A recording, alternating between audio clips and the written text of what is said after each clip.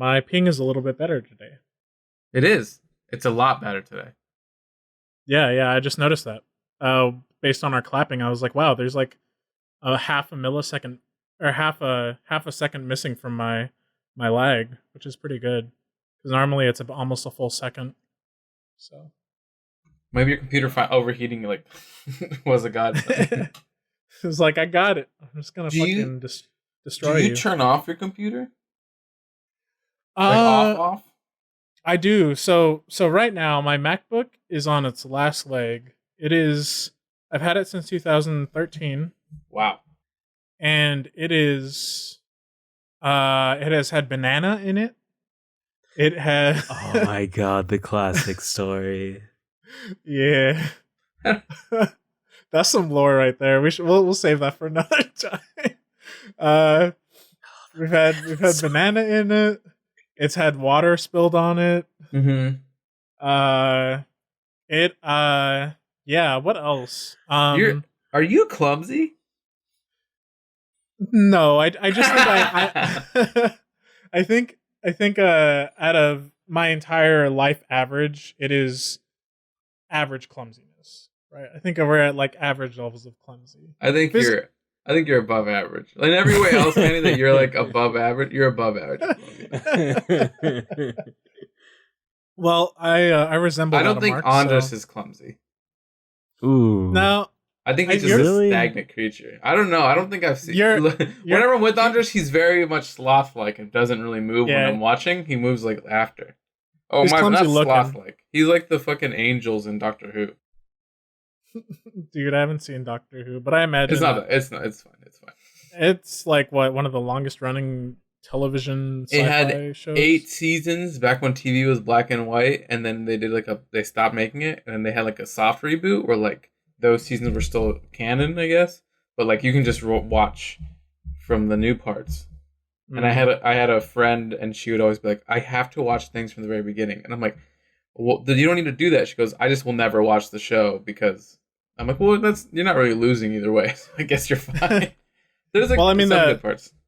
Yeah, the interesting thing is that you can't watch the entire show because they lost a whole bunch of old Doctor Who episodes. Whoa, really? BBC used to rewrite over their tapes. BBC didn't have Craig on their recordings. Nah. So BBC it's pretty really wild. Was just trying to save fucking money. That's insane. Yeah, it's pretty crazy. I've gone on lost media kicks where like I'll watch a bunch of YouTube videos about like, you know, this one anime episode that's like missing, or like this one dub that's missing or something. That's cool. And the Doctor Who one consistently gets brought up. Really? I had no idea. That's interesting. Well, for an explanation, in Doctor Who, there's the Weeping Angels, I think they're called, and they're basically these statues that can like somehow they kill you. It doesn't really make sense how they kill you, in my opinion. They think they suck away your soul or whatever, but they only move when you're not looking. And so like it's a cool idea of like the camera moves and like it's there, and it's like, oh, jump scares, you know, on a TV show. But there's definitely like a part where like if you just have 2 people, you can just be like, all right, keep your eyes open for like 10 seconds. I'm gonna blink, and then I'll go, or I'll just like alternate blinking, and it'll never really get me. But there's a part where like it can, if even you're watching it and you're trying to get it to move on like a video recorder, like a video recording, it'll come out of the TV, and I'm like, all right, that seems a bit excessive. Like that may be them saying like, we don't know how to write this. Like, it might just be them, elaborating on this, satirical meta analysis about media culture too. Yeah, I mean that's what I said when I was 14 watching it. And I confirmed can steal your soul if you don't look at me. Exactly. There's one more part about Doctor Who I want to bring up and how shitty it is, because he has like the little like, it's called the sonic screwdriver, which is basically the Deus Ex Machina tool, where like once they write themselves into a corner, they don't know how to get out. There's a part where like they need to run away, so he points it at a wall and then makes like a freaking like 3x3 wall.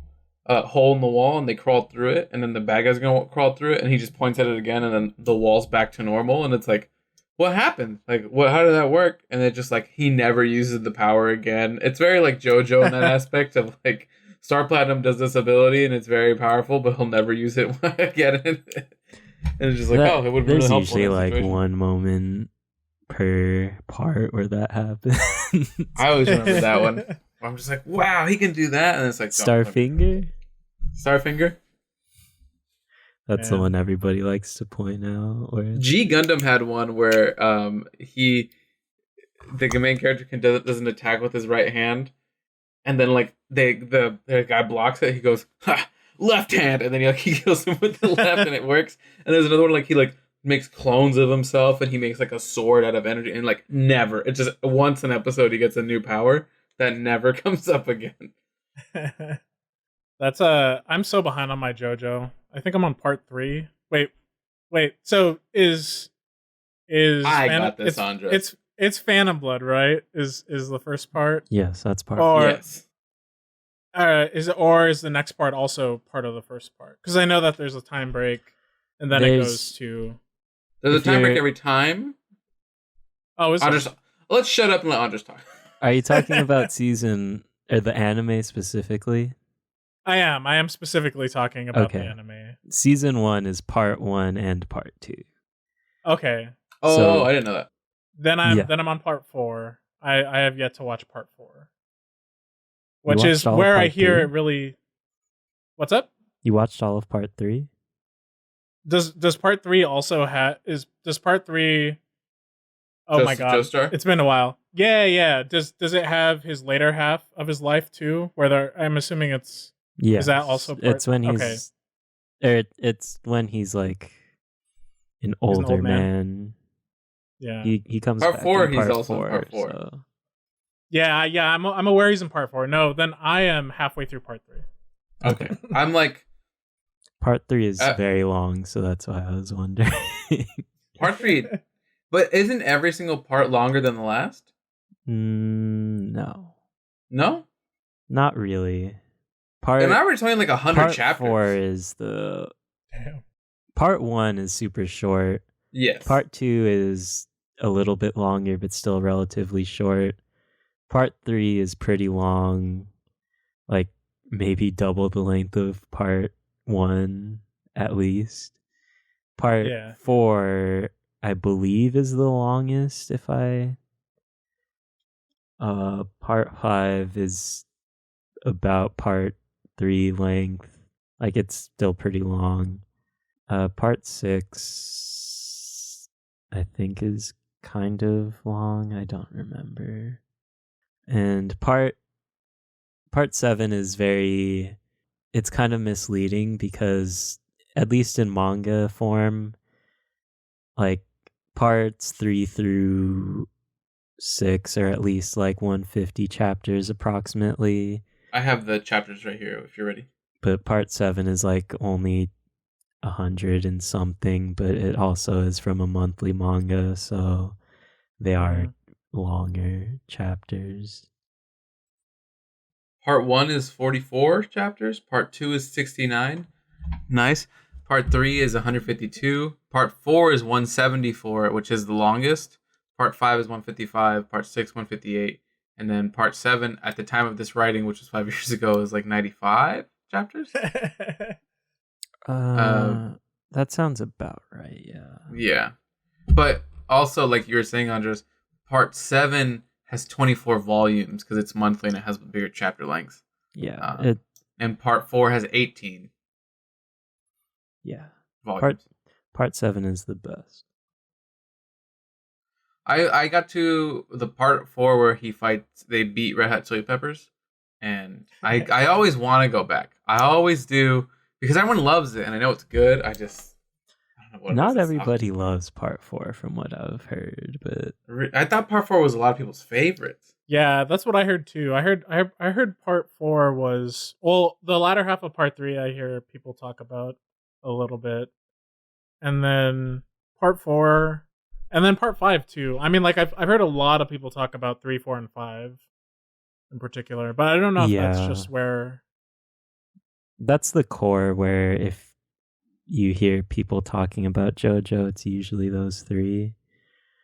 Part 5 is probably like the sleeper hit apparently it's like it was super popular in Japan, but didn't really quite hit in overseas until probably the anime. I haven't really heard about the reception of the dub or anything. I have a fandomspot.com has a list of rankings of them all. Do you want to hear those? Sure. Okay. I didn't know they're like 1 through 3 is a trilogy, and so 4 through 6 is its own kind of trilogy. Is that true? Yes. Okay, I didn't know. Oh, that makes So sense they based say- on the manga collections. The worst one is Part 1 Phantom Blood, which I think is kind of universally agreed upon. Like, it's just... Yeah. It's fine, but, like, it's not terrible. I really like it because it reminds me of the cheesy Golden Age comics. Like, just... It's really fun. Just like... I love the art in it. It's really goofy at times. Yeah. It's scary. Joseph is basically just like old Captain America, where it's like, Yeah. eat your vegetables, kids. Number 7 out of 8 is Part 3, which surprises me, honestly. Yeah. Better than that one is Stone Ocean, Part 6. Part 6. Part 2 is number 5 at Battle Tennessee. Part 2, I remember Alex saying was his favorite, and I was like, okay, this is. Alex I thought really people likes liked Part Part 3. 2.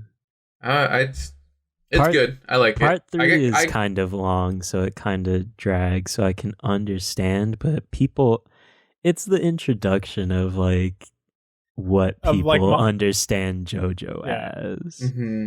It seems like it really shifted its image in that arc. That part. The last fights for Part 2, I don't know what happened.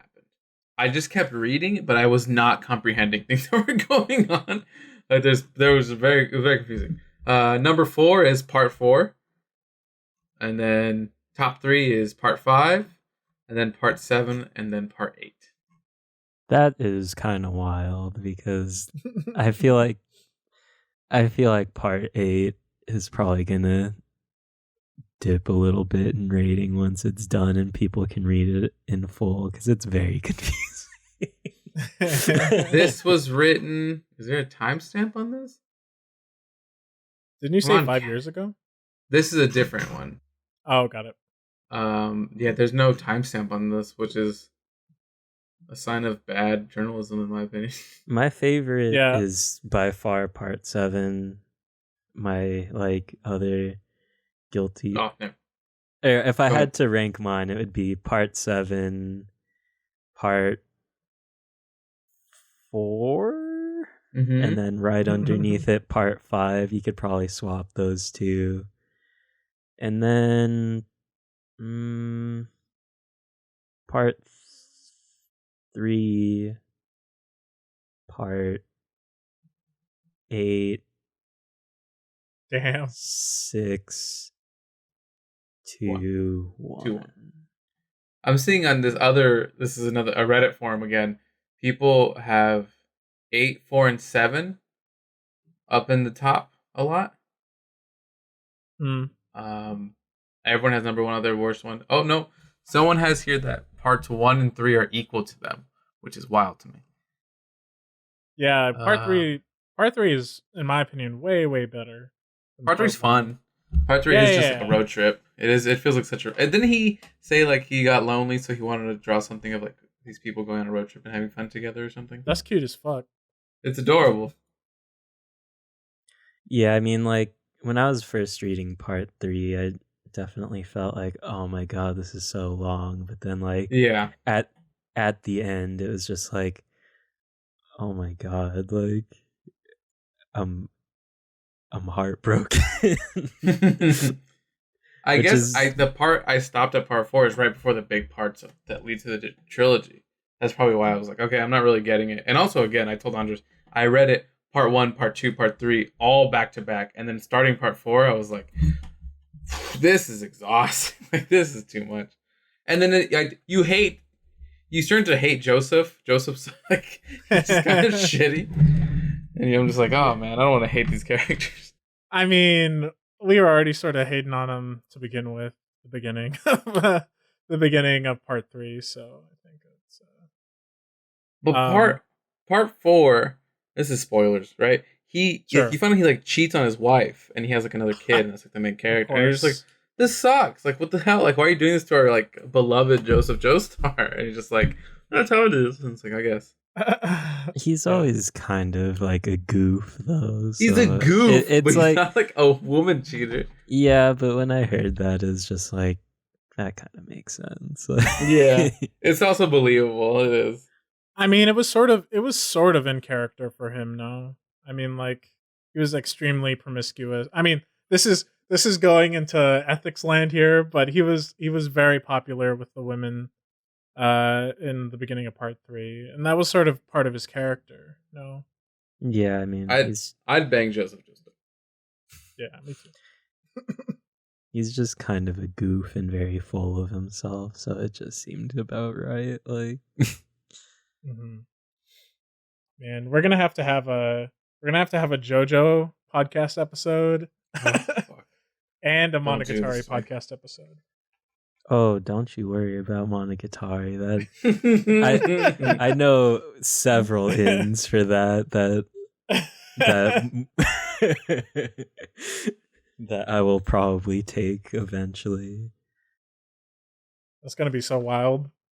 Man, I guess before we start with yours, do you have like a few you're like ready to drop of like for next recommendations? I was thinking, I'm like, I have like nothing. I really don't have much. Like, I do and I don't. Like, they're all like just like reading most of it. I realize I read a lot more than I do. I don't want to give you guys a podcast because all my podcasts are like, I guess I could. You can give us another reading thing if you were reading something. I was like, I want to do. I was thinking like, what else could I do? At one point, I was like, do I go? We have to write jokes and try doing like a type 5 on podcast, and I was like, I would hate doing it. I don't want to make them doing it. It sounds terrible. Awesome. But then I was like, I probably do need this push to do more things, and I don't know. We'll see. I'm just glad I have ideas, and I'm just like, I don't know. And I'm just like, I have multiple ends. It's like, oh shit. No one does Andre's podcast because he has ideas. I just think I don't have about various things. I'm wearing a hint on something I would recommend too. Mm-hmm. So. I definitely don't have anything lined up immediately. I do have ideas, but I mean, there's nothing wrong with doing another reading based one. I did 2 sound things in a row, right? Like, one was doing sound and one is listening to sound, and this one is listening to music. So it's not too different. Yeah. Lean into things you like. If you really like that weird ass fortune cookie thing you learned about, do that. do something weird. Who cares? That's my example. About? That's my weird example. Make fortune cookies. I'm gonna make fortune cookies. Yeah, specifically making the shitty fortunes inside of fortune cookies. Oh, that'd be really funny. Have to write a fortune for people. It sounds like an opening improv skit. It 100% sounds like an opening improv skit. It also sounds like if no matter what you write, someone has already come up with that dumb bullshit because it needs to be so little words, etc., etc. Yeah. Well, speaking of weird improv shit, let's get into the episode. So I was extremely excited to share this because not only do I love this sort of stuff, but I also know one of the people who recorded this album. Super cool. Yeah. And so I've been working with them a tiny bit. So I feel really lucky. And I was like, you know what? I need to like put their music on a, not on a pedestal, but I need to put it out there so other people learn about it. And I was really excited to share this with you. So I guess I just sort of want to start with like opening thoughts. Like, what did you both think of it? It's like super out there, right? So I'm really curious as to your impressions. I'll go first. The first one is the one that stuck out to me the most. It feels like just exactly chaos. Like, it feels exactly like there's stuff happening, but it's not chaos in the fact of like it's too much at the one time. But like it gives me the feeling of like if I was like playing a video game, a lot of this came up. Like playing a video game, I would be listening to this during like a big fight, like a big just like I had to kill like 100 zombies as in Devil May Cry, and like just doing all these things and pulling out all the tricks from my hat. That's what it felt like to me. So just a lot of that energy of like things have to be going on at one time, but not so much that it's like overwhelming. Mm-hmm. Yeah, I totally get that. And for the record, for listeners, we're talking about On Common Ground, which is an album by Mike Sopko, Bill Laswell, and Tyshawn Sorey. And Alexi was referencing Upward Collapse, which is the first track off that album. Did you have any other thoughts? Like, so that's your impression of the first track, but like, did you have like a general vibe? Like, what were you feeling?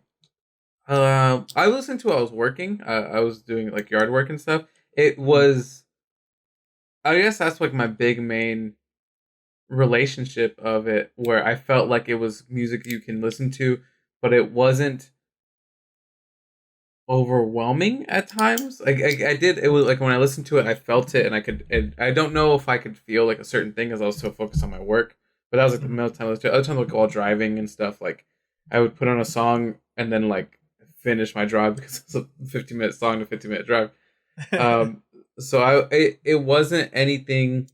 I don't know if I have anything too powerful to say about it besides just like it felt like it was feeling a subtle energy to me of like just able to focus more and like not let my mind wander. Yeah, that's super interesting. Andres, what was your vibe? I really liked it. A lot of the like tones of the instruments reminded me of music that I really liked, so that really helped me digest things. Like a lot of my notes are just kind of comparing it to bands that I'm familiar with or like in some capacity, so it was a lot of fun listening to it. I mainly listened to it in the car on my way home, and I was able to listen to it on my decent headphones this morning while I was taking notes to make sure I have something on record to talk about. The classic. Yeah, I mean, I really liked a lot of it. I don't know if I should get too specific quite yet, but we'll dive more into it a little later. Yeah, but you can keep going. Go ahead. You know the drummer or? Yeah, I know the drummer, Tyshawn Sorey. Yeah. It made me realize that I know very little about drumming. So like all my notes about the drums are just like, damn, this is incredible. But I have like no sort of insight on like what he's doing at all. It's just like, damn, this sounds good as hell. Yeah, I mean there are a couple of things I could say about that, but one, you're right. Like that reaction is a very good representation of his playing. He's sort of like, I mean, I'm trying not to let this episode turn into like the Tyshawn Sorey fangirl episode, but we'll see how well that goes. But he's a great musician, great composer. And the first time I heard his playing ever, I had exactly that impression. I was like, I don't know what the fuck is going on, but that was cool. And so I vibe with that 100%. Yeah, that's interesting that I mean, we can dig a little bit more into this later as well, but what was your impression listening to it in the car versus headphones, since you said you got to listen to it a couple of different ways? I mean, the main thing about listening to it in the car was just kind of feeling the different vibes. Like I could tell that it's almost like cut in half, where the first two songs are very like, I'll say the first two songs are kind of their own thing, and then the last three are a lot more atmospheric at times. But listening on headphones definitely enhanced the experience for the last three, and just in general, as is for most music, I find. But yeah, that it really helped fill in some things that get cut off just from the ambient noise outside your car. Yeah. Yeah, I had a very similar experience when I was re-listening to this album. So for the record, I actually listen to like most of most of this kind of music when I'm showering, which is sort of weird. It's like when that's the time when I digest music for some reason. But I listen off of my phone. So you can imagine how much is lost when I'm listening over phone speakers.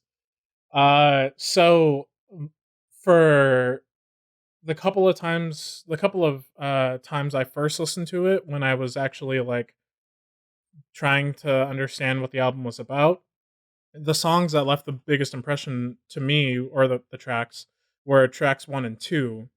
And those happen to be some of the louder tracks. So I think that speaks to what you're saying, Andres, is like, I'm pretty sure that, I think actually the first time I listened to this album all the way through with headphones was like 2 days ago. So I feel that for sure. Yeah, so it was a completely different experience. So up until 2 days ago, I lost so much of like the subtlety that was in, like, for example, in the beginning of most of these tracks, there's sort of like this quiet electronic drone component. Like the synth, right? Yeah, it's super crazy. I never noticed it until 2 days ago, and I was like, that's so strange. But yeah, so that's how I digested it. Which is why I was curious, because mainly digesting it through cell phone, it like sort of framed my preference for the album in a certain way. But we can talk about that more later, because there's actually a point I'd like to bring up about that. But yeah, I mean, just getting further into why I was really excited about this album. I mean, you both know I like crazy shit, right? So this album definitely fits inside of that space. It has a lot of improvisation, which I partake in a lot. It has some interesting like collective composition stuff happening, some like more compositional things. It's noisy as hell, which is very nice.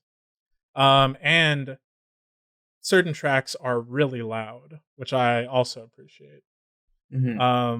Just a quick question. Yeah, what's up? Is this all improvised, or that's what I was trying to figure out, because that was the vibe I was getting. But there's moments where it feels like it's, again, as the least music inclined here, there's moments where it feels like it is written around. That's just like three people finding a good vibe with each other, and it just feels like rehearsed almost. Yeah. So there's like that question, there is like a shit ton to unpack there. And fortunately for us, I prepped for that. So we can we can talk about that. So Alexi, I think you're right on both of those fronts. Yeah. Damn, I'm good. Yeah, you're a genius, dude. It's true.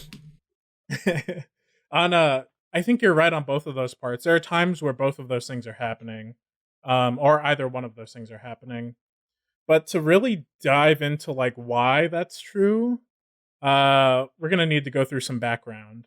And I think that doing this background explanation is actually a really good way of explaining what I really, really, really like about this album, which is in the grand scheme of like noise and improvisation, or what we would call like free improvisation or free jazz, these types of genres, right? In this landscape of music, there really isn't an album that does what this album does.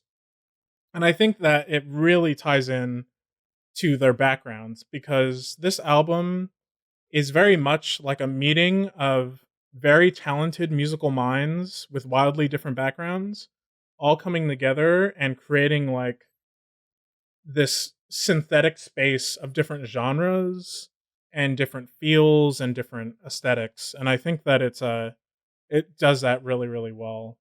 For example, like in listening, did you ever get like a rock vibe or like a funk vibe at all? Yes. Yes. Red Hot Yeah, Chili exactly. Peppers is in my notes. Exactly. There's like a lot of that in there, but then I mean, think about just how the album starts with the first song. It starts with like this very chaotic sort of free improvisation feeling, like this Mhm. noisy improv. Um, so like to go from that to like a post rock sort of thing where like there's like an ending to a song and you have these crashes and like sort of Hmm. stereotypical drum fill things. Yeah, Um, that was one thing I noticed a lot too. The drums felt, and everything the drums did made me feel exactly I think what they wanted me to feel. Like this is the ending. Like in that first one, that's why I liked it so much. mhm. I also was that was one of the one I kind of kept going back to. Was I like that ending of like the drums are just kind of like making me feel like the journey was coming to a close. Yeah, exactly. There's like a lot of that feeling in here. Um, and we'll dive more into specific tracks in a little bit. But that that meshing of like genre space is what is one of the main reasons I love this album so much. Um, so before we get into the background of the three musicians, I'm curious if either of you looked up anything about them. Do you ever find Mm-mm. anything? Do you know anything about any of them? I'll get up front. This is a very chaotic week for me. This is my first job interview this week of like, so like tons of stuff's going on, Yeah. and I was just like, okay, I this took a back seat, so no, I didn't get too much. No, that's fine. You got to do what you got to do, you know?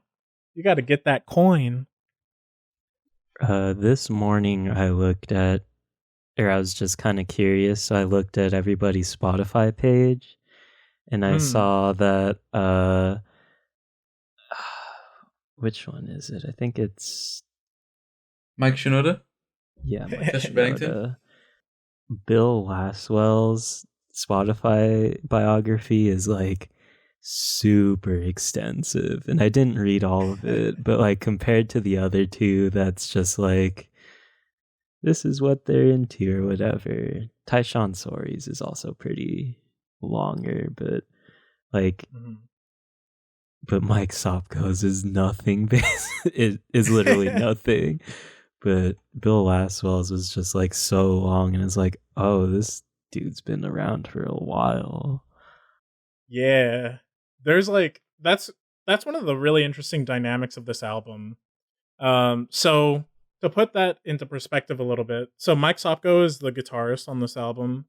Bill Laswell is the bassist and sort of like producer of most of this album. And Tyshawn Sorey is like the drummer and a lot of the, from my understanding, does a lot of the compositional work on this album. Um, but Because Bill that's what I Laswell was was born. trying to figure out when I was looking up, like just who played each instrument. So,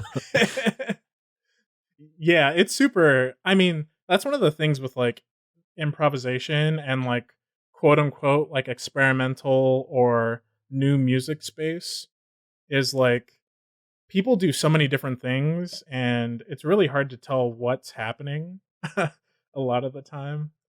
Um but yeah, so Bill Laswell is I'll start off with him cuz he's the oldest from my understanding.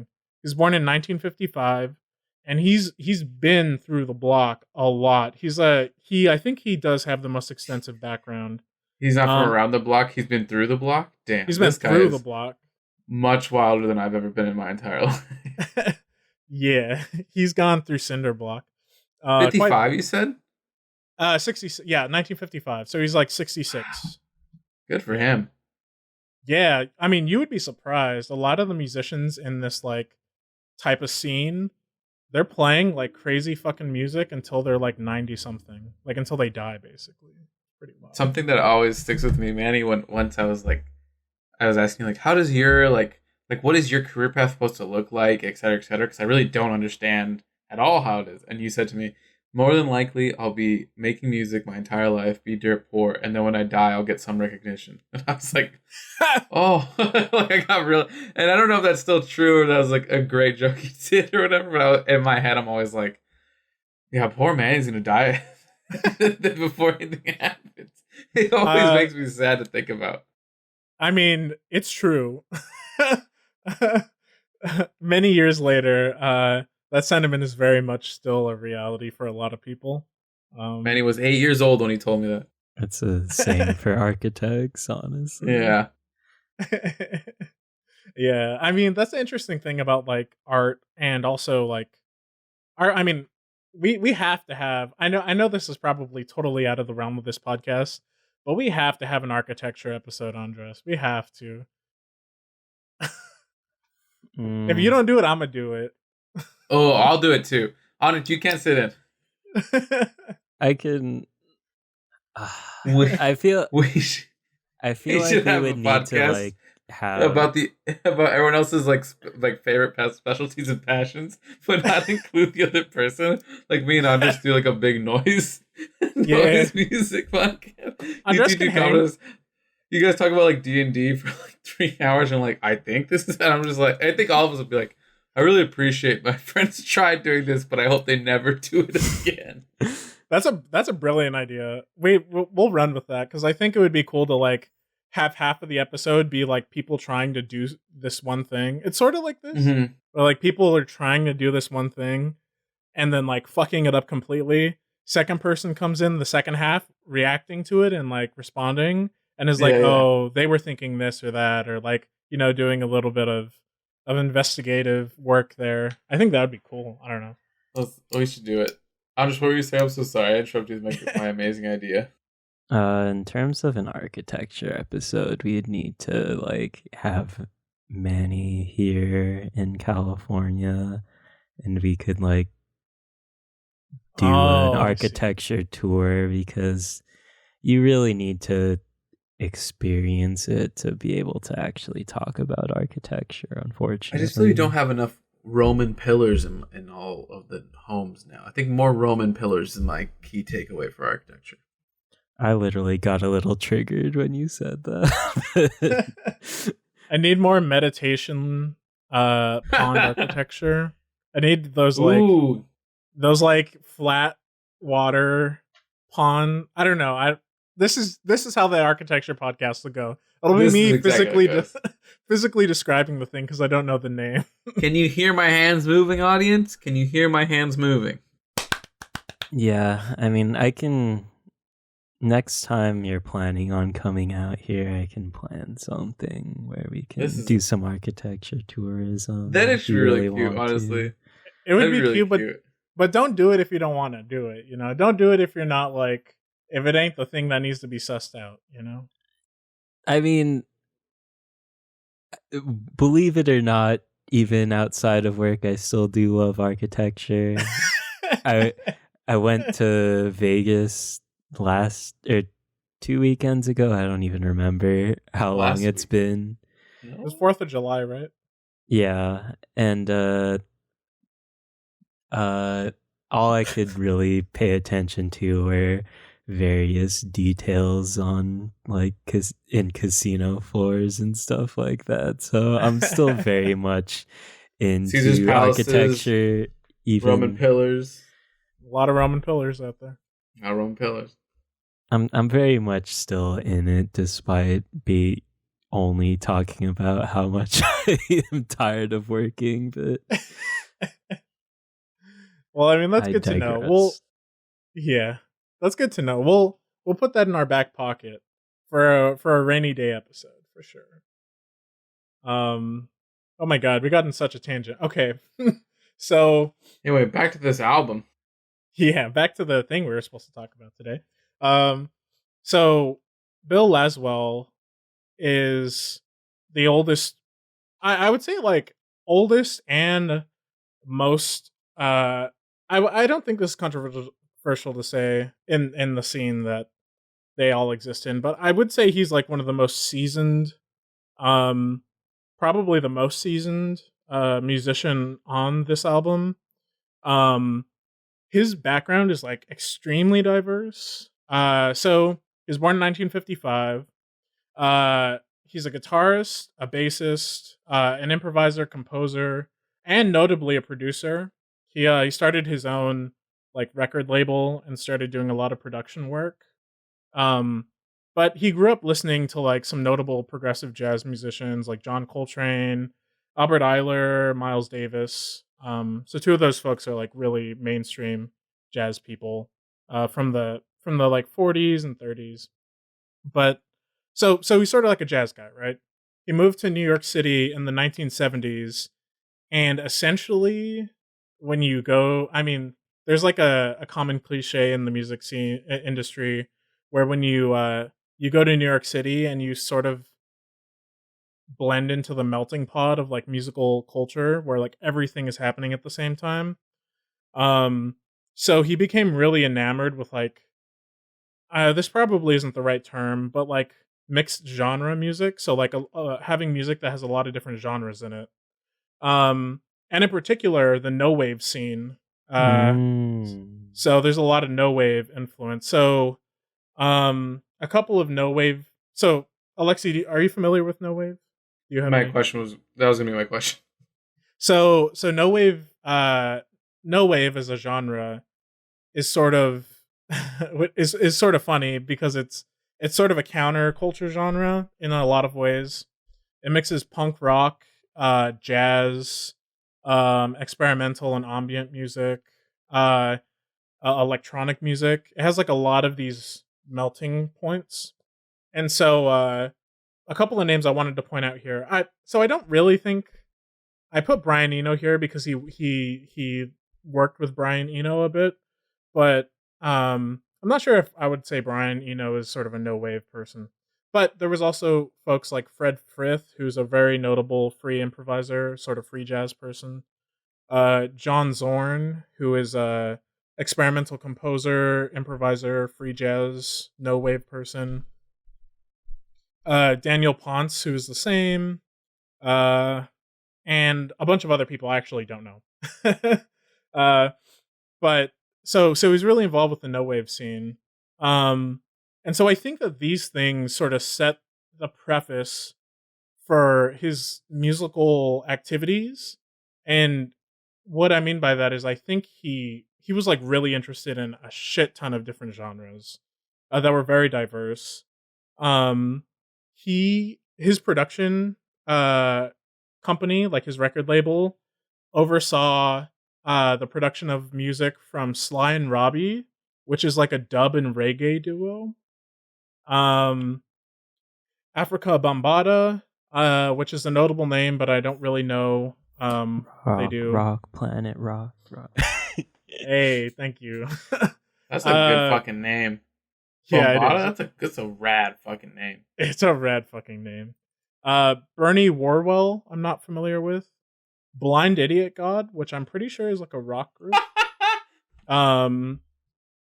Henry Threadgill, who's like an amazing experimental composer, performer. What was it again? Like, Can I hear what we're talking before that one? Blind Idiot God. God, so great. It's such a good so name. Good.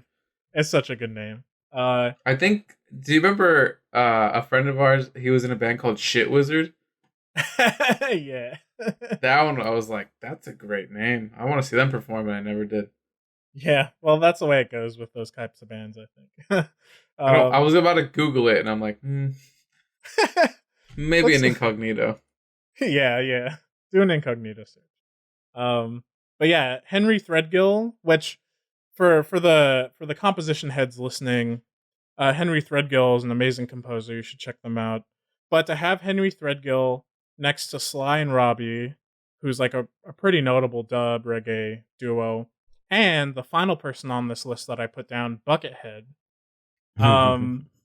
who's like an experimental like progressive rock guitarist, who's worked with like Serge Tankian from System of a Down and all these other people. It's like such an eclectic group of people, and normally you would think that this might happen in like certain record labels and certain companies, and it does, but I don't think it has this wide of a berth. Frequently in like the record industry. I could be very wrong about that, but um I think that because this in particular is his production company, uh this is sort of a really good representation of the space that Bill Laswell likes to exist in. So as a creator slash composer and performer, he works in the ambient music scene, jazz, free jazz and free improvisation, dub, which is like a very interesting offshoot of like reggae, um, fusion, funk, and quote unquote world music. I put that in quotes because world music is a fucking scam of a genre, but we could have an episode on that. USA equivalent to world music is folk music. I'll sit out. I'll sit out for that one. You can bring in someone else. No. We don't need to. Can we? You can I just talk about Shit Wizard real quick? Yeah, hit the Shit Wizard shit. Shit Wizard had a release, June 7th, 2018, and then 3 years later, on June 7th, 2021, they released 2 songs. Nice. One song is Shit Plague Fecal Vomit, amazing name, which is an album, and then they had another album called Pube Freebaser, which is another 6 songs. One song is 5 seconds, called Death Beer 4. This is amazing. Is this just like a hardcore band? It's from my understanding, it's like a mix of like hardcore metal, like synthwave and sort of just like noise. I think it's not I don't think that that's a very conscious decision. but that's it. If you say that to any musician ever, that's like a big insult. So that's a huge insult. It's like yeah. So I'm gonna take that back and say I'm gonna listen to your music, buy your Bandcamp album. Don't worry, I got you. But yeah, those are good names. I'm gonna start a group called Toilet Fairies. I'm gonna go through the album names here. From Shit Plague Fecal Vomit, which I'm trying to listen to a little bit, is Click Grinder, Sharding Human Remains, Jizz, Just Jizz, Asphomonas Attack, Death Beer 3, so I'm assuming there must be 1 and 2, because we know there's 4, Acidic Urinator, and then Creature of Darkness.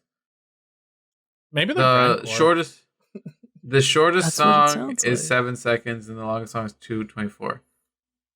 That sounds like some offshoot of hardcore, but I don't know. I mean, wait, how short was their shortest song? Death Beer 3, I'm listening to it right now. No, how short was it? 7 seconds. That's grindcore level shit for sure. Yeah, that's cool. Those are some good names. They're great. I'm loving all this. Maybe they should just release their. Fuck, I'm taking so many stabs at them right now. I was gonna say maybe. Oh, we can sponsor them. I was gonna say maybe they should just release their album as a set of poetry instead, because of the name. But that's also fighting words. And then you just hear the snapping. Yeah, no, those are good names. I would love to. Manny, have you ever done slam poetry? No, but I've slammed your mom. No. I just asked a general question. This is how I'm received. God, holy shit! Wow. I'm in a sassy mood right now. No, I haven't done slam poetry. I thought you would have. I'm not in any mean way. What happened to us? I'm just in a hyphy mood right now. I had a nitro cold brew. I asked the question. I don't know what to say. No. I have not done slam poetry before. I haven't even written a slam poem. Yeah. Have you? No. God, no. I just tell shit jokes on stage. Which in a way is some kind of slam poetry. You should do like a Bo Burnham spinoff. You should do a Bo Burnham spin-off esque comedy special where you just do weird slam poetry that's comedy oriented. No, I'm not doing that. That sounds like so much work I wouldn't be enjoyed. I think that's a fair assumption. Okay, so my point with Bill Laswell is he's sort of all over the place, Mhm. in a very good way. His Just like world this music, podcast. yeah. I listened to an album called In Dub, and it was an entire by Bill Laswell, and it was an entire album of just like dub music, like just like straight up reggae styled music, that had like sort of noise elements thrown into it, which I thought was really crazy. Um, and I think that that's a good example of like the type of space he exists in.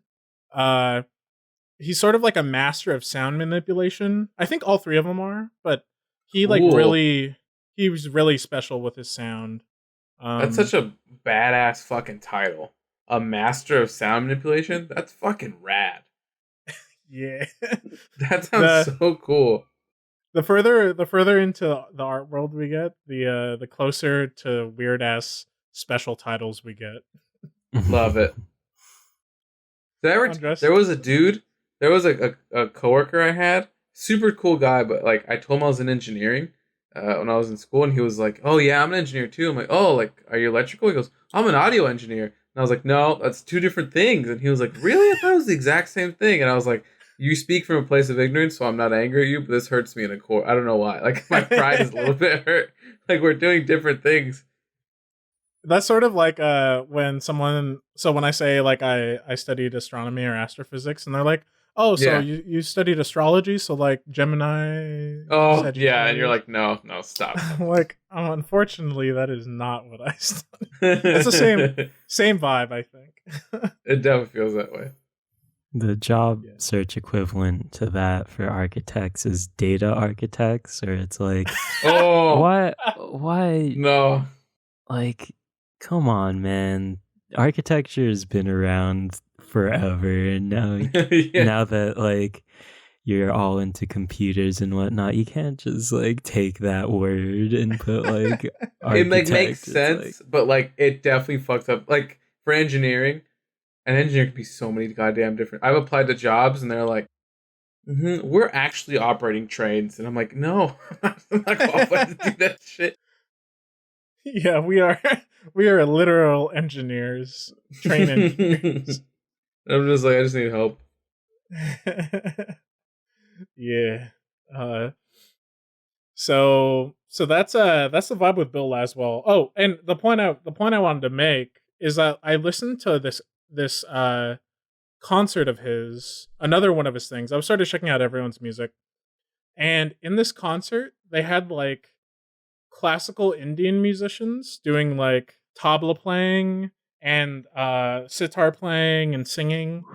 They had a DJ and a turntable.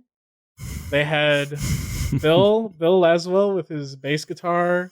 They had like a metal drummer and like a whole bunch of different styles. And the crazy thing is that I'm pretty sure this was mostly improvised, but they all meshed really well. They were all playing like in the same key or whatever, but as you listened, it would sort of like jump from like genre to genre, like really quick. You'd be in like classical Indian music space, and then suddenly you hear like a turntable come in with like scratching and stuff, and it just like takes you out of it completely. new metal style. Yeah, it was very much new metal. I thought of like Incubus when I first heard it. Yeah, as soon as you said turntable, I thought of Incubus. But I also love me some sitar, so yeah, me too. So it was a very interesting space. So that's Bill. The interesting thing about this album is I think that Bill was sort of like one of the driving forces behind wanting to do the album for the other two. I'm speculating, sort of. But Bill is sort of like he's been around and through the block, as Alexi pointed out. So I think that it was a big thing for Tyshawn and Mike to do it because Bill was going to be on the album. And I can get more into why I think that a little bit later, but I think the hints to that are like some of the tracks on the album very specifically not only feature Bill, but are also geared towards styles of music that Bill feels really good about, which is sort of like the meshing of certain genres. Um, I also kind of noticed that Bill never really jumps in the spotlight in a lot of the songs. Like he's more just mhm. kind of the driving force that like holds everything together. Yeah, there are some good examples of that. Um, a couple of the quieter tracks are actually like Bill driving, like either like a groove. Yeah. Yeah. Exactly like that. Like the groove, like he's not really like showing his prowess as like some like amazing bassist. He's just kind of holding a really tight groove and like really the actual driving force, but like you wouldn't really know if you weren't like listening deeply. Hmm. Yeah, that was definitely the vibe I got. So that's why I think that this album was very catered to some of Bill's space.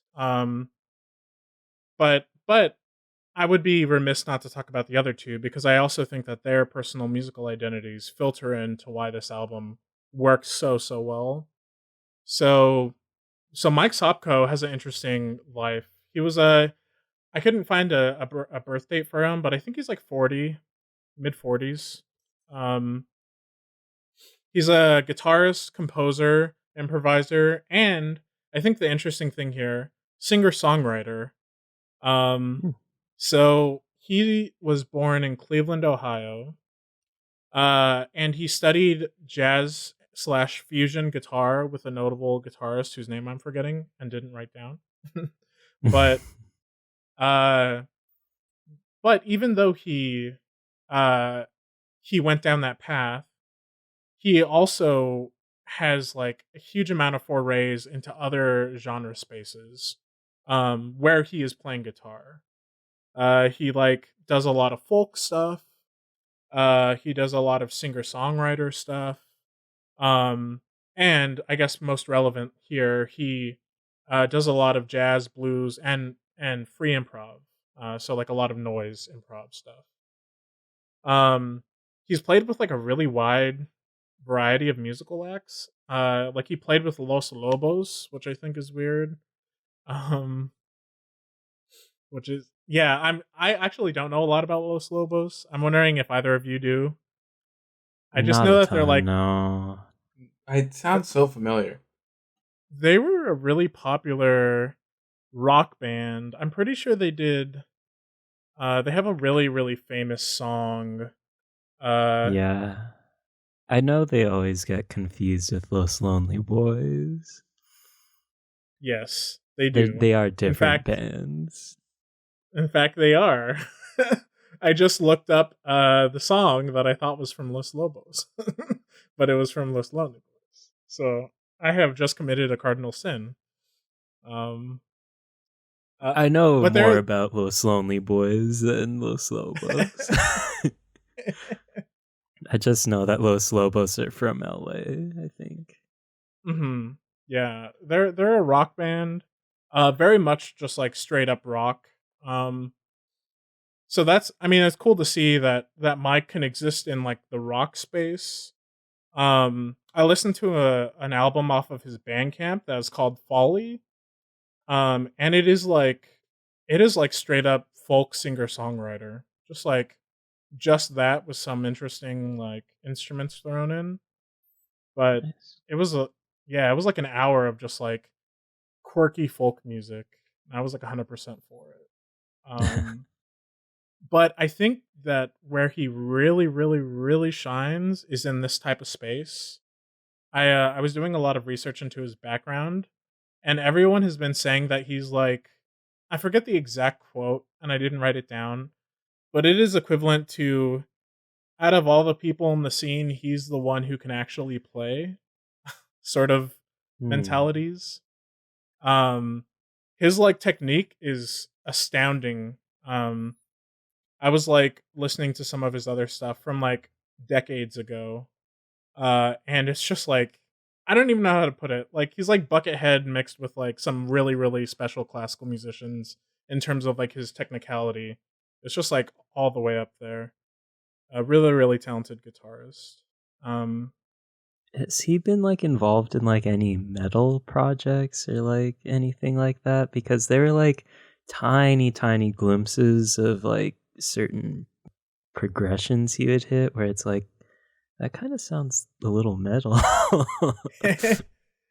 In fact, your ear picked up on that. He does have a metal associated act. They're called Spell Check.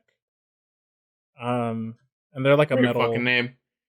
That's all I can contribute here. When names are good, I will mention that they are good. I'm ready. I need you here for that because we got some fucking names up in here. Yeah, he has a metal. They have a metal group called Spell Check, but the S is a $sign. Never mind. Better name. But yeah, they're like a Let's metal. wait for Kesha or whatever her name is. Yeah, only Kesha can do that because she's white, right? But Thank you, Travis Scott. Travis Scott too, because he's white. Travis Scott's my favorite white person alive. Oof. I'm gonna get canceled. Okay. Yeah, don't release this episode. So Mike has like a wide range of genres that he also exists in. But I really think he like the thing about him is he feels really, really comfortable in experimental guitar playing space and also songwriter space. He has one track that I listened to that was sort of like electronic-y, which I also thought was interesting. So he's sort of all over the place. So that's Mike, and I think that both of them propose a really interesting parallel to Tyshawn, because Tyshawn has a little bit of a different story. Not too different, but different enough. From Mike, I should say. So Tyshawn was born in 1980. His general gist, it's really hard to put like a box around this amazing person, but he's a drummer, percussionist, multi-instrumentalist. He plays like classical trombone, which is also a weird thing to say. I realize may sound weird to some of our listeners. He's a composer, a crazy improviser, and has a couple of scenes that he was sort of active in, and also a good guy. I should mention that because I know him personally. He's a fantastic person, really kind. I just want to throw that out there in case he ever listens. Yeah, I'm repping you, boy. Okay. He better fucking listen at this point. I was talking to him yesterday, and I almost told him to listen to this podcast. I almost told him like, "Hey, I'm going to talk about your album on a podcast. Can I get like some words?" But it was right before his show, and I didn't want to bother him. So. Oh yeah. I want to wait until like stuff's released before I tell. Like, I definitely want to talk about a certain album because I know the band, and I want to ask the band to like be on an episode to talk about the album. Like, I really do want to, but I want to be like, "Hey, it's gonna come out in like a year or something." Like, that's not really worth it. My goal is to get the first episode out like this coming week. I had so much planned to do this week, and then I was like, "Hey, you finally have a job interview," and I'm like, I was gonna record my own podcast this week. I was gonna go running every morning, and like none of it happened. It was just like mental breakdown after mental breakdown in interviews. Hey, but you're doing well. I hope that my statement ends ages well.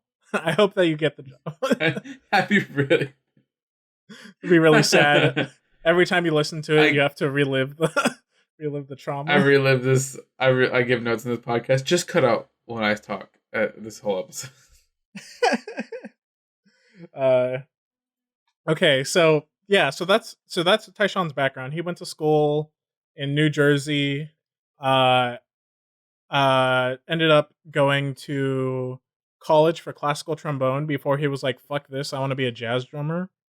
Uh, and like switched to jazz drumming in his undergrad. Nice. And then from yeah, I know, which is sort of a crazy change, but some people do it. Uh, and then from that point onwards, he started after he graduated, he started just like gigging as like a jazz drummer in the New Jersey, New York City area, and he played with some people, some good names for this type of scene, or Vijay Iyer, who's a really awesome pianist and like contemporary composer who does a lot of jazz stuff, and Steve Lehman, who's also sort of like an experimental jazz person. Um, he developed like a lot of skills in music composition, improvisation, and sort of the way that those intersect with like other art and thinking about art in general, sort of like conceptually, like what makes art tick. Um, and his background. So after that, he went to Columbia, which is in New York City, and notably, it's a very popular school to go to for music composition. Has like a very long track record. Uh, but while that's he actually before that he went to Wesleyan, which is where I go right now. Ooh. Yeah, yeah. So for all of those like all of those weirdo music folks out there listening, Wesleyan has like a history of like experimental music. Um, and in particular, it had Anthony Braxton there for a while. And Anthony Braxton is this sort of like legend in the experimental saxophone slash experimental like jazz scene, and improvisation and classical music. He's like one of those. I don't want to say maths because he is sort of focused in music and art in general. But I think if we were to expand the definition of like what a polymath is, he would definitely fit into that category. Um, so Anthony Braxton taught him while he was at Wesleyan, and on top of that, when Tyshawn went to Columbia, he was taught by George Lewis, who is also very much like Anthony Braxton and very much like Tyshawn, in that all three of these people exist in both like the jazz space and like experimental jazz music, and also like experimental classical and contemporary classical music. So that's sort of like where Tyshawn came from. It's a bit different from Mike and Bill because Tyshawn has a while Tyshawn has like a lot of um learned experience from working in the scene and making music and being good at what he does artistically. He also learned a lot by going to these schools, by studying with these folks. So there's like a interesting relationship there between those different forms of knowledge. Um, but yeah, so Tyshawn also exists in a lot of different spaces, like jazz, free jazz, classical, etc. And so I think that now that we have some background on these musicians, the thing that really drove this album home for me was trying to listen for their independent influences on each track. Mm. Um, and I think that uh, overall, the so my favorite track, and I guess this would be a good way to start this. My favorite track is the first track. Um, Mainly because it has these like blistering drums at the beginning, that like bring the heat, 100%. And Tyshawn going really hard, which is very much in his space. Um, and then Mike and Bill joining, and sort of doing what they do. But I don't think this album would be that fantastic or like that amazing if it just had music like that on it.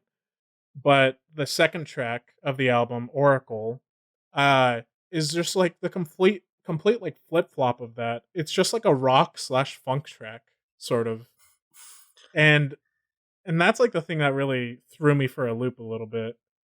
So yeah, I'm curious as to your thoughts on like tracks, sounds, what you were feeling.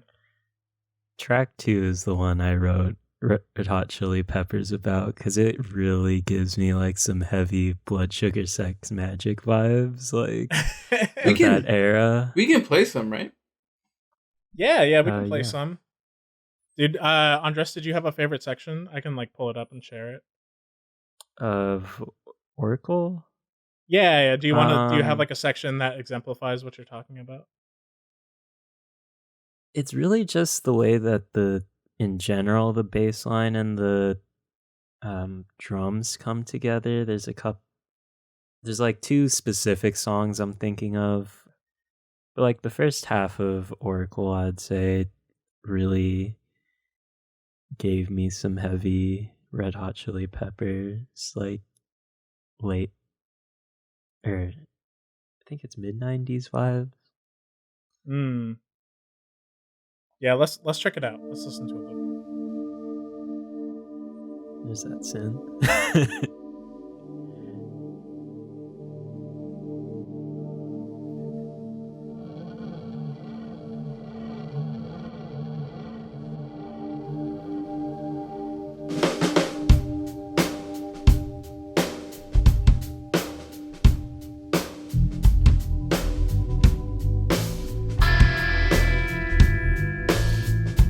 Drums also vaguely reminded me of like the Maroon 5 song Sunday Morning.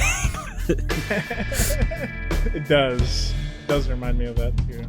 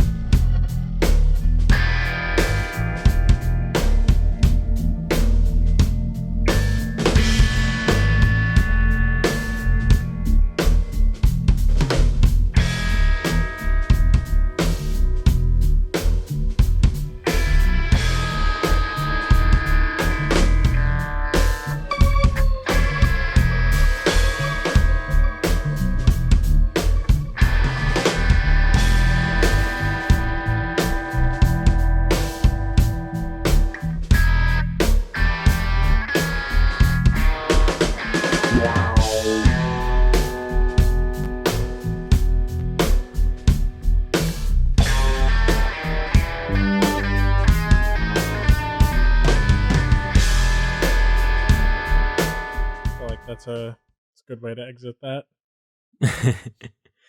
But yeah, I mean, I think it was mainly just the bass, and I suppose that gave me a higher opinion on old Chad Smith's drumming. But yeah, that part just vaguely reminded me of Red Hot Chili Peppers for some reason, probably just because it sounded pretty funky. I've said it before. I hope this doesn't diminish what I'd say. It's just kind of like my big point of reference. It totally feels like, you may have played it. No More Heroes. Do you remember No More Heroes? I know it, and it's on my list to play, but you know how that goes. I've not played it yet. It's such like a cool like cell shaded game, and this totally feels like you're in the main menu, and like it reminds me of like I just put on the game, but I'm like making popcorn and like getting everything set done. But like the speakers are playing it, and I'm like, it just gives me like a good mood to like start doing this. And I hope that doesn't diminish what they've done to just be like it's video game work, because it is. I hope it doesn't. I don't know if that's making sense. Okay, good. No, it definitely makes sense. Yeah. Yeah, that I totally identify with that. I mean, and the nice thing about this track, is that it starts out like that, but then like 4 minutes in, like 2 more minutes, if we had listened to that, they would have been like really vibing hard and having a little bit more interjection between everyone. Yeah. Which is really great. And then a minute and a half later, like 5:15, 5:30, um, Tyshawn like sort of switches his rhythmic pattern, so he's no longer playing the groove, and it sort of just like dissolves into this like free improv sort of space. Um, and when I was listening to it, I I couldn't help but remember this like quote in this biopic about James Brown where uh the character James Brown, the character, right? is He was a character. He was indeed a character. he says something to the equivalent of everything is a drum, or like was pointing to like the saxophonist and the trumpet player is like you're a drummer, you're a drummer, you're a drummer. Um and I think that was sort of that part of that movie was, from my understanding, is depicting some of the early birth of funk music. Because it was right I around agree, that time. So I think it's very fitting that like popped into my head here, because this is so funk oriented. It's like Yeah. such a crazy funk track. And it also made me think about how like Tyshawn, and I think this is true in the broader like free improvisation slash like noise improvisation scene. Uh, but Tyshawn as a drummer really drove what everyone else was feeling and vibing and doing. Because once Mm. Tyshawn let go of the drumming pattern, like Bill let go of his groove, and Mike just got a little bit more crazier with his guitar playing. Um, and it really did turn into like a noisy section.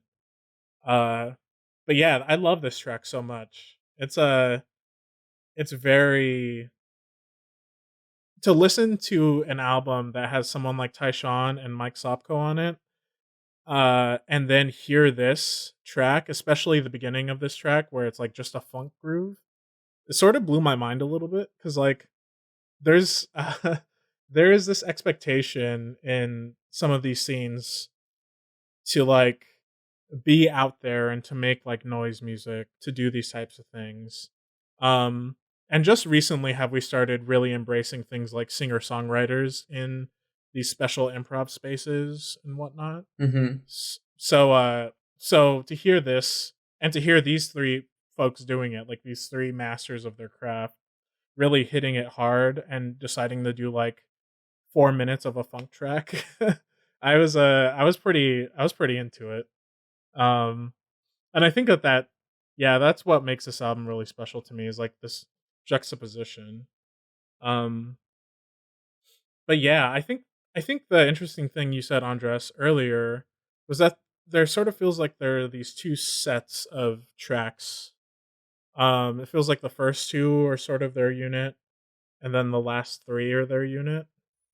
Yeah. And Like parts of Jojo, if you will. Full circle. full circle, folks. Yeah, that's how it felt to me too. And when I was re-listening to this album for a couple of times over the last 2 days, I had a really tough time distinguishing some of the last three tracks from each other if I wasn't using like my super musical head, like if I wasn't doing some analysis, but instead just listening to the overall aesthetic and vibe of it. They felt really similar. Yeah. Yeah. And that's not a bad thing by any sense of the word, bad, but Mm. I think that there's also an expectation of like variety in like free improvisation as well. Um so it was also again nice to like really have this thing that I'm sure all three of them really just wanted to do without a lot of expectation behind it. Um yeah, there was one track off of the album that I thought was really special, um from all five of them. And I think it's because it was the most like it was the oddest thing to hear on an album that has like some heavy noise people on it. And I think it was Parascience, which is the third track on the album. I think that was my favorite one when I was listening back to it again today. It feels like the most. It feels like it goes a lot of places and then just kind of ends. Like I wrote down that it feels like that the drums feel like a storm, kind of like you're being surrounded by like clouds and rain and stuff. That's beautiful. Mm-hmm. Yeah, I had a very similar description. I called it an ocean of ringing and like floating melody and harmony. Yeah, ocean and storm definitely like captured it. I think the thing that really stood out to me for this track was Bill. So there was like a melody and harmony in it, which, you know, we haven't really heard like sort of spacious like chordal melodies by anyone yet in this album. But Bill, the bassist, is the one that's sort of presenting these melodies and harmonies, and is sort of doing like what sort of sounds like chordal harmonies on his bass, pretty high up in in its range. And I thought it was like such a beautiful change of pace, from especially from the first track, where it's like just so hard hitting, and then you get to the third track, which is the one we're talking about now, and it's suddenly like a very quiet ambient track. So I thought that was great.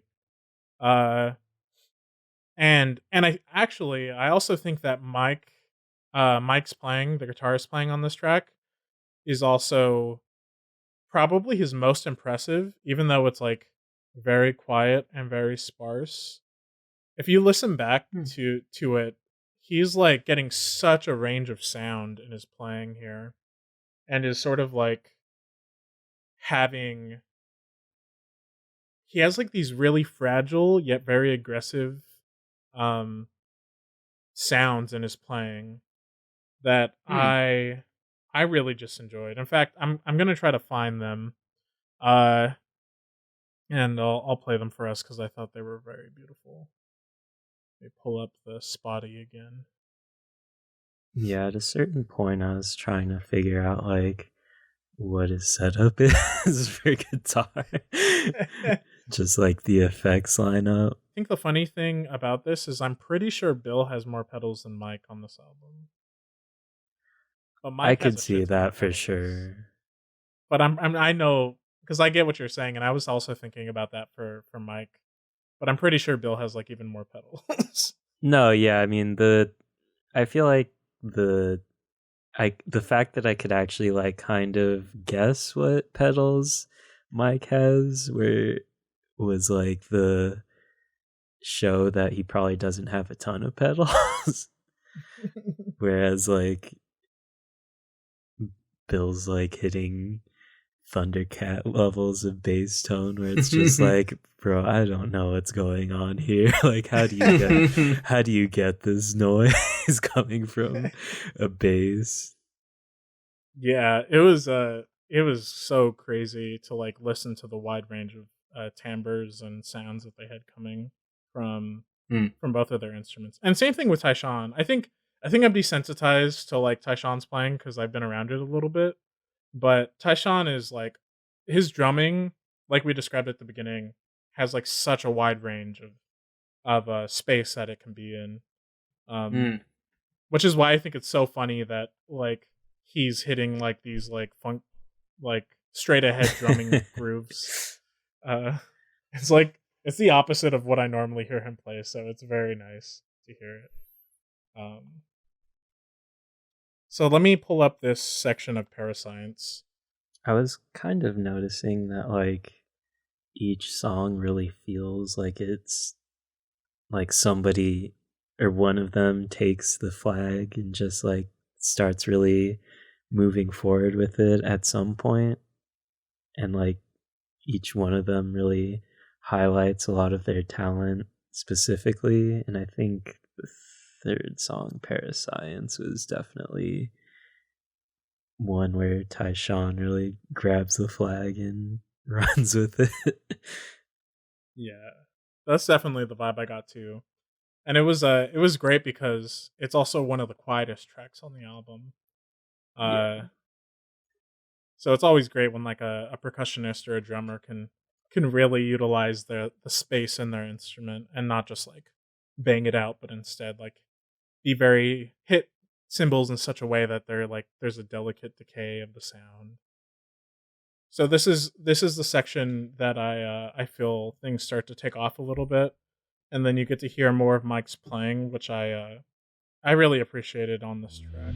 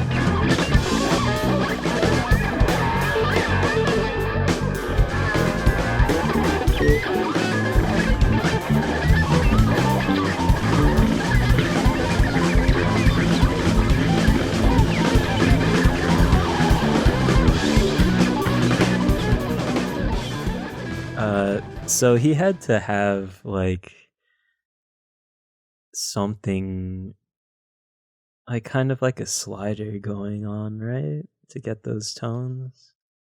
Yeah, I'm pretty sure he did. Um, the interesting thing is I'm pretty sure that for all tracks except one, nothing of his playing is looped. So like he is he's getting a shit ton of sound for having just two hands working the instrument. Yeah, definitely. But yeah, I definitely feel like he had a slider. That's my guess. Is he had some like metal slide that he was using there? I don't know. Or just like sticking a bottle on the fretboard. I mean, that's like that. Also very likely in this scenario. But like, I think I wrote it down in my notes, but there's like a moment in the section you played that really reminds me of like OK Computer, Radiohead, like specifically the song "Climbing Up the Walls." I think, but yeah, the guitar playing is. I spent a lot of time trying to figure out exactly how he was getting the noise he was getting, and didn't really come up with anything. But That's I mean, that's also a funny thing about this type of music and like the people who make it is uh even as a saxophonist, when I listen to other saxophonists play, people are so wildly different and like they're getting such different sounds that I oftentimes am spending half of the time I'm listening to them thinking about do I do is there any way that I can make this sound on my instrument? And like how do I make it?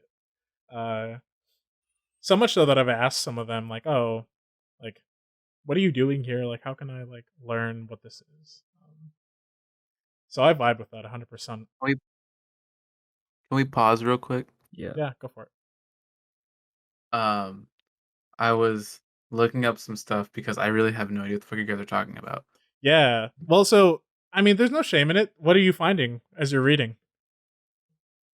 It's really I'm just like trying to find like I have no idea how the fuck pedals work at all. Mm. Like I have no idea, and like I've always been like intrigued, but like in my head, I don't know, man. I get so lost. Just a primer on pedals. You really, in this album and many other guitar album based albums, if it goes from just like an a clean tone is what they call it, just like it's only the guitar and then it gets real distorted like typical hard rock.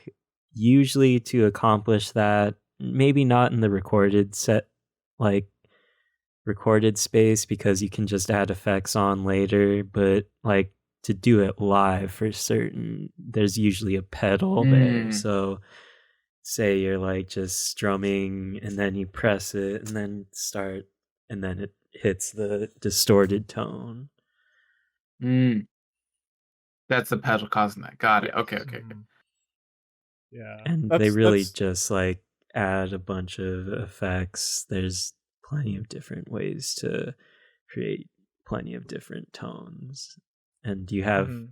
guitarists that almost exclusively focus on like pedals and their possibilities to create different noises.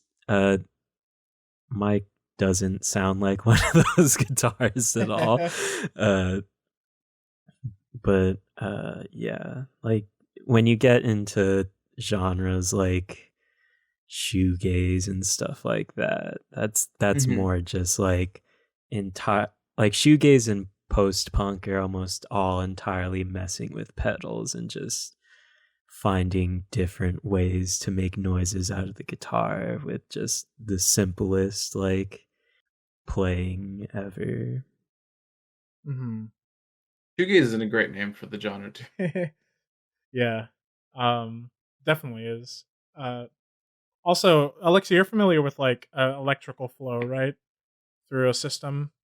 Yeah, that's like waves and et cetera, et cetera. Mhm. I have like I should have more knowledge on it, but that was definitely what I thought it did kind of also. Again, I just kind of like I have like vague associations, but like it's something I never really try to wrap my head around. Yeah. So if you can imagine how like electrical current can flow from component to component down a chain of things, that's exactly what's happening with pedals.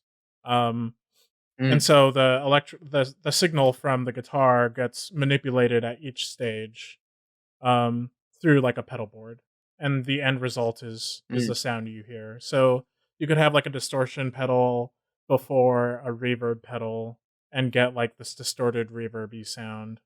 Um, cool. yeah, stuff like that. If I Um, had a pedal board set up, I would do a prop moment right now, but I don't. oh So Damn man, it. we're missing out. Thanks for I don't know. This is definitely stuff like I always want to know, but and usually I have no problem acting like the dumb kid in the group. But I'm just like, yeah, I don't know, man. This is like a deep, deep music knowledge, and I'm just like I mean, I No, could that's a do okay. little tipsy for this. I'm a little tipsy for this. I don't know if I can handle I could do an example of like what a slide sounds like on a guitar. Yeah, I have a slide let's whistle. do the prop moment. So That's what it sounds like normally. This isn't drop D, so I'll avoid the top E string. And so.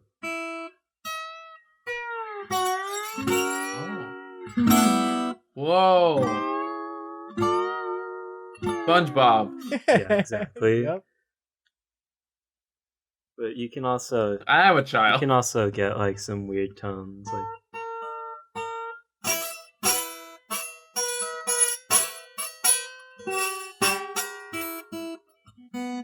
depending on how much pressure you put on, you can get a lot of different tones. Mm-hmm. Cool. Now I know. Yeah, so we think that that's what was happening in that snippet we listened to about an hour and a half ago. Really, just like 5-10 minutes ago. But yeah. 8 years ago. So that was our prop of the day. It was the slide guitar with a, was that like an Arizona bottle or something? It's a Coffee. Starbucks cold brew coffee. Not cold brew, cold and crafted. Are we sponsored by Starbucks yet? Bro, I wish. Now we are. If I could just save money on coffee and they only give us free coffee, I'd be ecstatic. That would be the way to. That would be the move. The absolute play. I'd be a millionaire by 30. Yeah. So those are those sounds are pretty common in this type of thing, but yeah. And Alexi, I want to address something.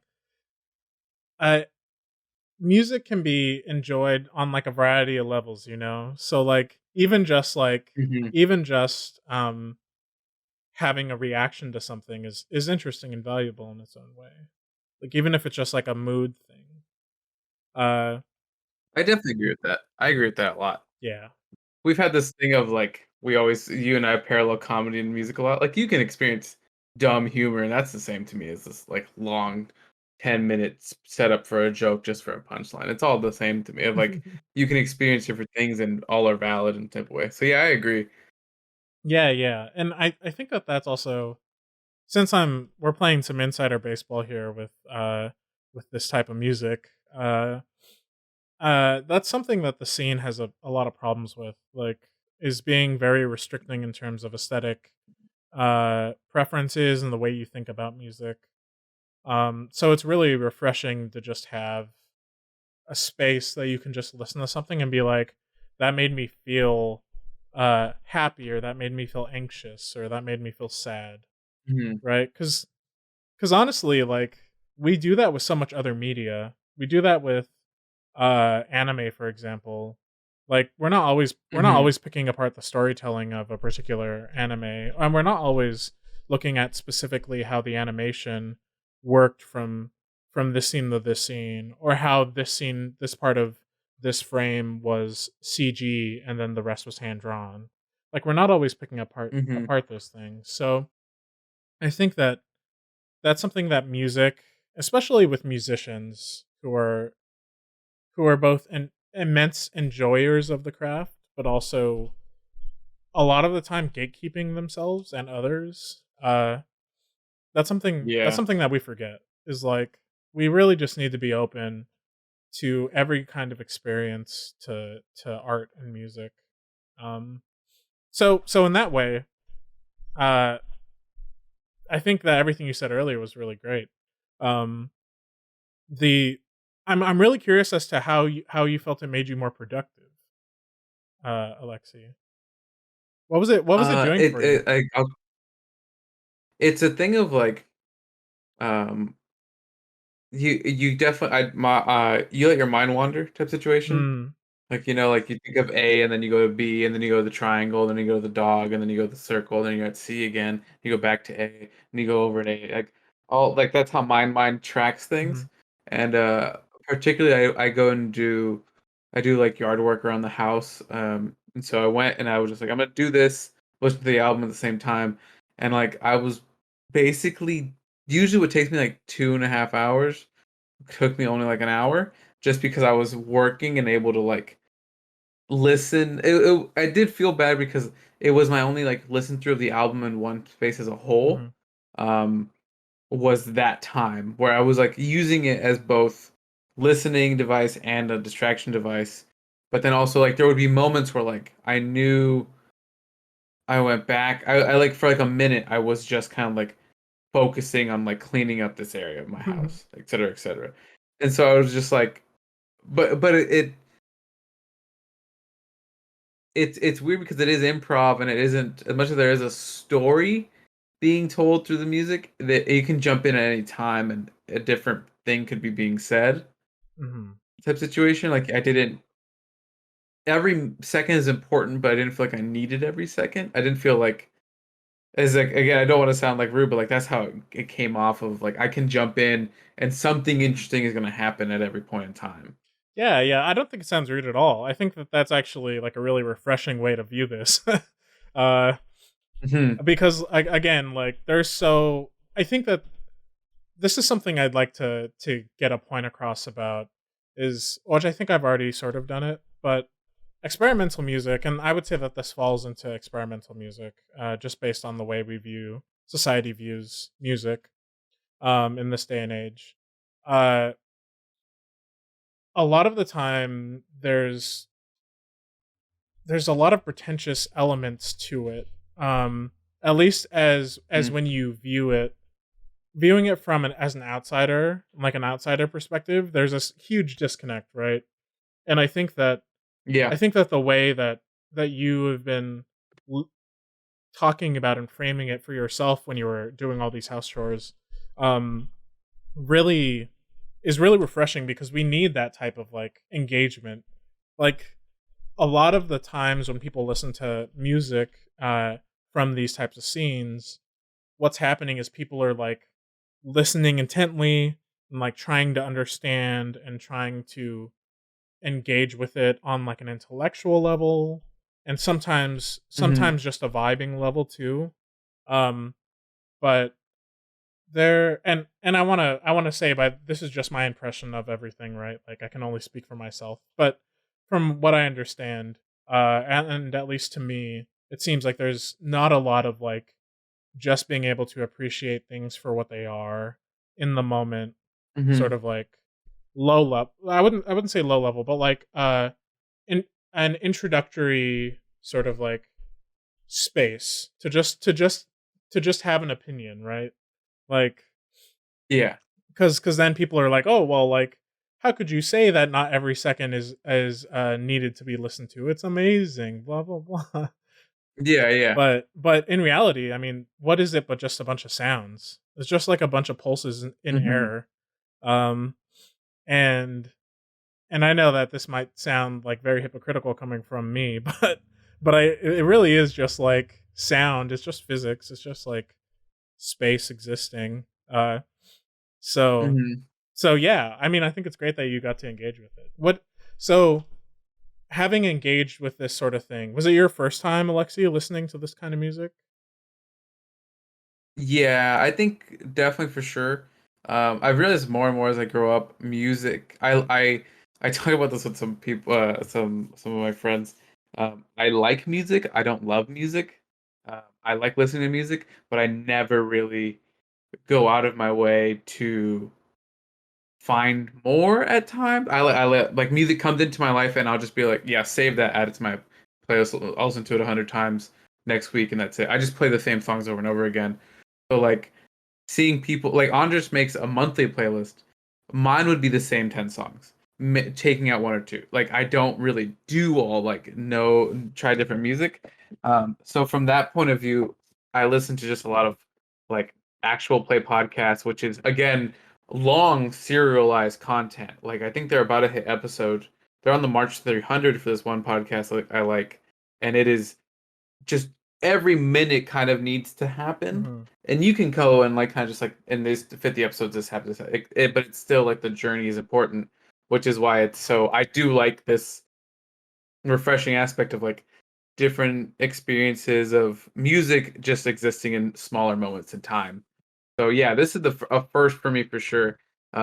Besides listening to like your stuff, but even then, this feels so drawn out. Not drawn out. It's so different from your stuff in a way of like yours, I think that's easy to say, right? Yours is so it feels very removed from what we just listened to on this album. Yeah, I would 100% agree with that for sure. And it's interesting you bring up the podcast thing.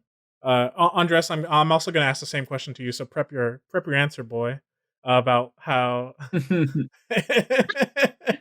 his reaction was golden. You couldn't see it. That was body. That was physical comedy on the podcast. It happens a lot.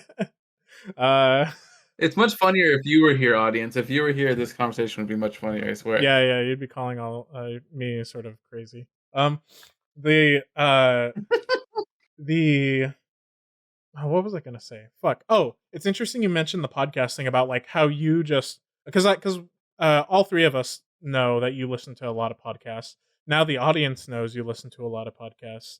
The interesting thing that I learned about Tyshawn is that Tyshawn only listens to things sort of like when he's driving from place to place, and he only listens to podcasts. He doesn't listen to music at all. No music. Whoa, that's wild. It is very wild. I've heard that quite a bit, like especially in the emo scene. There's a lot of jokes where it's like, if you listen to emo music and make it, you're probably a psychopath or something like that. Yeah, it's mainly a joke because you can't really get around like just listening to your contemporaries based on how gigs work, but it's that kind of discussion is actually pretty common. I've talked to a little. Really, I mean, it makes sense. That makes a lot of sense, in my opinion. Yeah. I don't know. Like, do you? I guess let me put it this way: are you like always binging comedy? I always binge actual play podcasts. I have like one network I listen to a lot, and I just played D&D on Friday, and I haven't wanted to listen to it since. So I don't know if I use that to fill in that void, like when I want to play but I can't play. Mm-hmm. But I do. I mean, I used to listen to like a lot of comedy podcasts, and then I kind of just dropped the whole scene as a whole because it was just kind of like it goes from just being funny and talking about how jokes and like stories about the road to like weird drama that doesn't need to really be happening and like feels kind of a made up. Not made. What's the word I'm looking for? Fabricated. At times, where like this person's doing the and like some people do like a play in on it, and it's just like this is too much. Feels like speculative. And it felt like it felt like that they had like a whole like universe of like this podcast, this point you'll notice these two, and it was just like this is too much. So like I only really listen to, and then I listen to Conan O'Brien Needs a Friend, which I really enjoy. But like he interviews and it's just he's talking with people, and it really is focused only on the comedy, and that's what I like most about that one. While other ones kind of felt like it became about drama, or like the same conversation would happen a dozen times. Like, oh, I like this guest, I'm gonna listen to him on here, and then he says the same story, or I like her and she says the same story. It's like even myself, I like meeting new people because then I can bring out my best bits to them. Like, oh, here's this story I've told that gets laughed. Here's this story that gets laughed. So like, I understand it, but yeah, I that's to answer your question, I think it does. I don't know. Yeah, there's a lot of that. I've heard a lot of artists say that they don't like engaging with their craft when they're like in the thick of it. Oh my god, I said in the thick of it, but because I made a TikTok recently, I know that into the thick of it fucking meme is destroying my feed. Now I know what you're talking about. I'm not part of your younger generation, Manny, being 2 months younger than me. Can you please explain all meme references? There's this like Backyardigans song. No, we're not. We're skipping this. No. It's either Backyardigans or like the Rescue Pets, but I've never noticed it was Backyardigans until you said it. I used to watch Backyardigans with my sister all the time, so I know exactly what the fuck you're talking about. If the audience knows about this and has contributed to this, I hate you with a passion. I have no idea what you're talking about, and that's fine with me. Thank God. Do not look it up, Andres. It will destroy your life. Not because it's funny, but because it's sort of a catchy song, and it's Yeah. It's repetitive. Yep. That's the worst part about it. Okay, all meme hating aside, when artists are very engaged with their craft and in the middle of it, they are. I've heard a lot of them say that they just like can't digest the same content. Um, that they'll like turn to other things, and I think it sort of makes sense. It's like Yeah. if you were to go and for like 9 hours a day, uh, study anime, study it, not watch it for enjoyment, but study it, and then you come home from your office or school or whatever, and you're like sitting there and you want to do something, you're probably not going to go watch an episode of an anime, right? What's that thing? The shoemaker's kids don't have shoes or whatever. Where like he works all day making shoes, and he just like I don't want to fucking like, or he can't afford. It go to me interprets it two ways. One, he's done making shoes for the day. He doesn't give a fuck anymore about these people. Or two, he's worked to the bone making shoes for other people to make ends meet for his kids. They can't even make kids like shoes for him. I like the latter. And I was like, oh, this is I like the latter. the latter one is definitely much more real. Yeah. It's very capitalist, anti-capitalist. This really feeds into the earlier conversation about architecture. It's like I don't want to go home and think about architecture. I work at this shit like 8 hours a day, sometimes 9. Yeah, it can be brutal. So I get it. But yeah. So asking you the same question, Andres. Is this like your first time engaging with this kind of music? Like, what were your thoughts? What kind of impression has it left upon you, and what kind of experience did you have?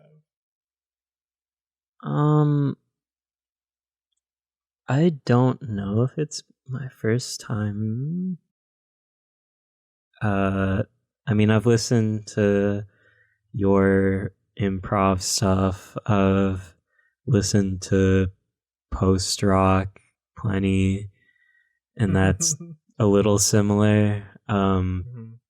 Like I definitely went in having experience with like instrumental music, if that makes sense. I don't think I've quite listened to anything like quite as jazzy, I guess, maybe. I don't really know the way to describe it, but like a while ago I attempted to listen to Bitches Brew by Miles Davis, but that's probably like the closest I've gotten to listening to something like this, I suppose. That's a very interesting. I mean, it's very close to some of what we heard. I'll get crucified for saying that, but I think it's close. So yeah, I mean, it is, but isn't at all. So yeah, exactly. So yeah, I mean, I guess I'm vaguely familiar with things that are related to this, but not that familiar with like whatever genre this falls into proper. And I forget what other parts of the question there were. Well, yeah, what sort of like impression has it left upon you? Like now that you've listened to it, like what's your outlook looking like? Big changes, no changes? Did you hate it? Did you like it? Like what are you feeling? I really liked it. You know the guy personally. None of us are gonna say we fucking. You should say right? You don't like. He would want okay. He would if you didn't like it, he would want you to say you don't like it. I'm gonna be real here. No. I actually did really like it though. No lies, no cap, bro. No cap. I think I was just there's enough touchstones for things that I did like and am very familiar with where I could really grasp onto this piece of work specifically. I'm not sure exactly how often I'll seek out music like this because if I'm being honest, just in general, I've been kind of burnt on listening to music recently, which is probably why my monthly playlist for this month is gonna have like at least 5 replacement songs. You've been on that replacement grind, the replacements grind. Yeah. The comfort. Yeah. But I feel a lot more confident coming into more experimental music after listening to this, I'd say, just because it kind of goes to show that just because it's experimental and capital E, add all your quote unquotes to it if you want, doesn't mean that it's disconnected from more popular culture, like, or more recognizable music sounds. I mean, it doesn't feel so intimidating to go into something described as experimental, having this as a backing. And I'm sure there's a lot of like people who knowingly going into recording music like this saying they don't want to have any touchstones like that and purposely kind of gatekeeping people like me from really being able to grasp onto anything. But I know that I now know that there's more stuff out there like this, so I guess it's a good starting point. Yeah. I think that's sort of my take on this too. Yeah, I'm just gonna take your take. No. Yeah, that's my take on this too. Hard stop. So like I come from some of this, right? Like I studied some of this and blah blah blah, whatever. The thing that like really impressed me was just how unabashed it was in just going for whatever they felt they wanted to do. Like I keep coming back to Oracle because it was such a odd thing for me to just hear this like funk groove at the beginning. And all the other tracks have elements of this too. I mean, Parascience has like this beautiful harmony thing that Bill was doing that sort of feels sort of like fusiony. And then Incantation, which is the second to last, is sort of like Oracle, except it's for like Mike to really dominate the texture. And then Equation, which for some reason was their most listened to track. I'm not sure why. I think it's literally because it's the shortest. That's a vibe for sure. That's a vibe. Because honestly, it was like when I was listening to it this morning, I was noticing that where the other longer songs kind of normally take off from, like that point in the song, Equation kind of ends there. Like it takes off a little bit and then just like fades out. Like I thought that was kind of an interesting choice to do. There are some very interesting things in thinking about stuff like that on this album. And that's another thing too. I think that like this album, if you're like a rock person or like a funk person, there are some entry points into this album that can really like prep you for having a space to listen to the weirder shit in this album, right? There are some entry points, but there's still a lot of depth. And that's one of the reasons I think this album sort of like outshines a lot of other albums in the space of music that this exists in. So like I mean, I think it's hard for me to find other albums like this. So like, will I listen to more of this sort of stuff? Yeah, if I can find it. And I know it exists. It's just hard. But and one thing that we never answered that I think is also an interesting thing to end on. Is this album has elements of free improv, like improvisation, what you heard, but there are also like collective compositional sections where like you can tell that like this was agreed upon before a little bit. Mm. Um and sometimes it takes a little bit of an ear to hear that, but I also think that the willingness to sort of incorporate all of these different angles is really refreshing too, because oftentimes you'll just get like the straight ahead, like these are all compositions but they have like improv in them, and sometimes so like they're all written out and agreed upon but there are like sections for improvising. And then you'll also get like the purely improvised album where like everything is chaotic and spontaneous. um but to really have something that not only plays to those precedents, but also leans into the specialties of each one of the musicians, uh, is what I think is like really special about it to me. Um, so yeah, I have a yeah, question. go for it. Are these three? Because the on Spotify they're just listed by like their three names. Like this isn't a band. Is this just like a? Do you know if it's like a one-off thing? Is it just like yeah, like we want to work together, we're gonna make an album, and we're just gonna master it, and that's it? Like, Mm. is there a future for these guys? Is this kind of what happens in the scene of like yeah, like A, B, and C meet up, and then next week's gonna be A, H, and W, like et cetera, et cetera.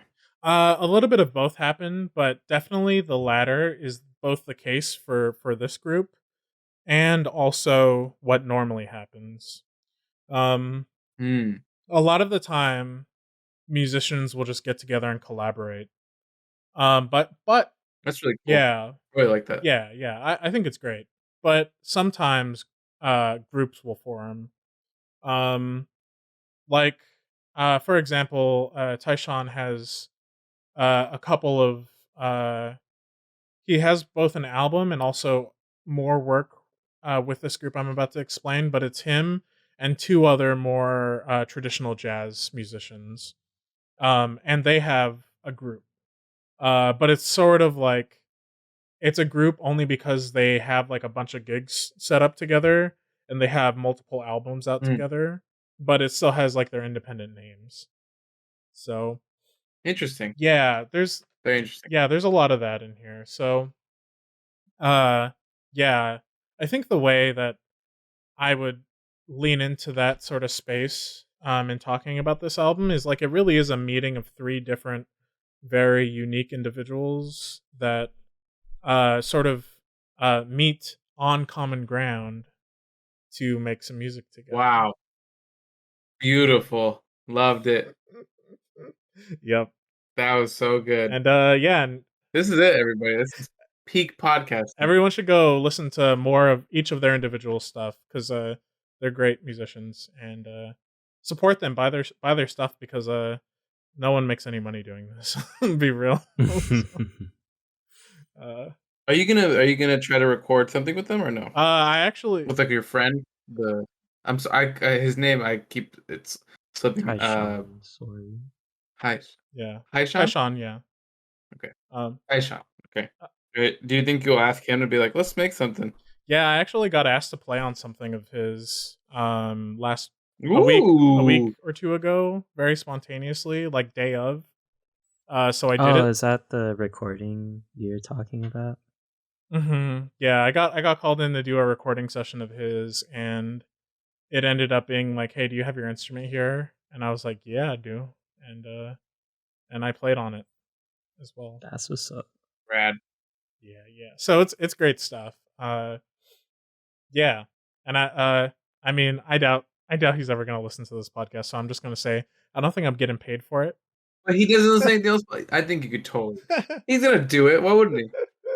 Yeah, I hope he listens. But yeah, like you don't get paid for a lot of this stuff. So go support them. Go buy their album. Go to their shows. They each have like still have crazy shows. So go support them. They're great people.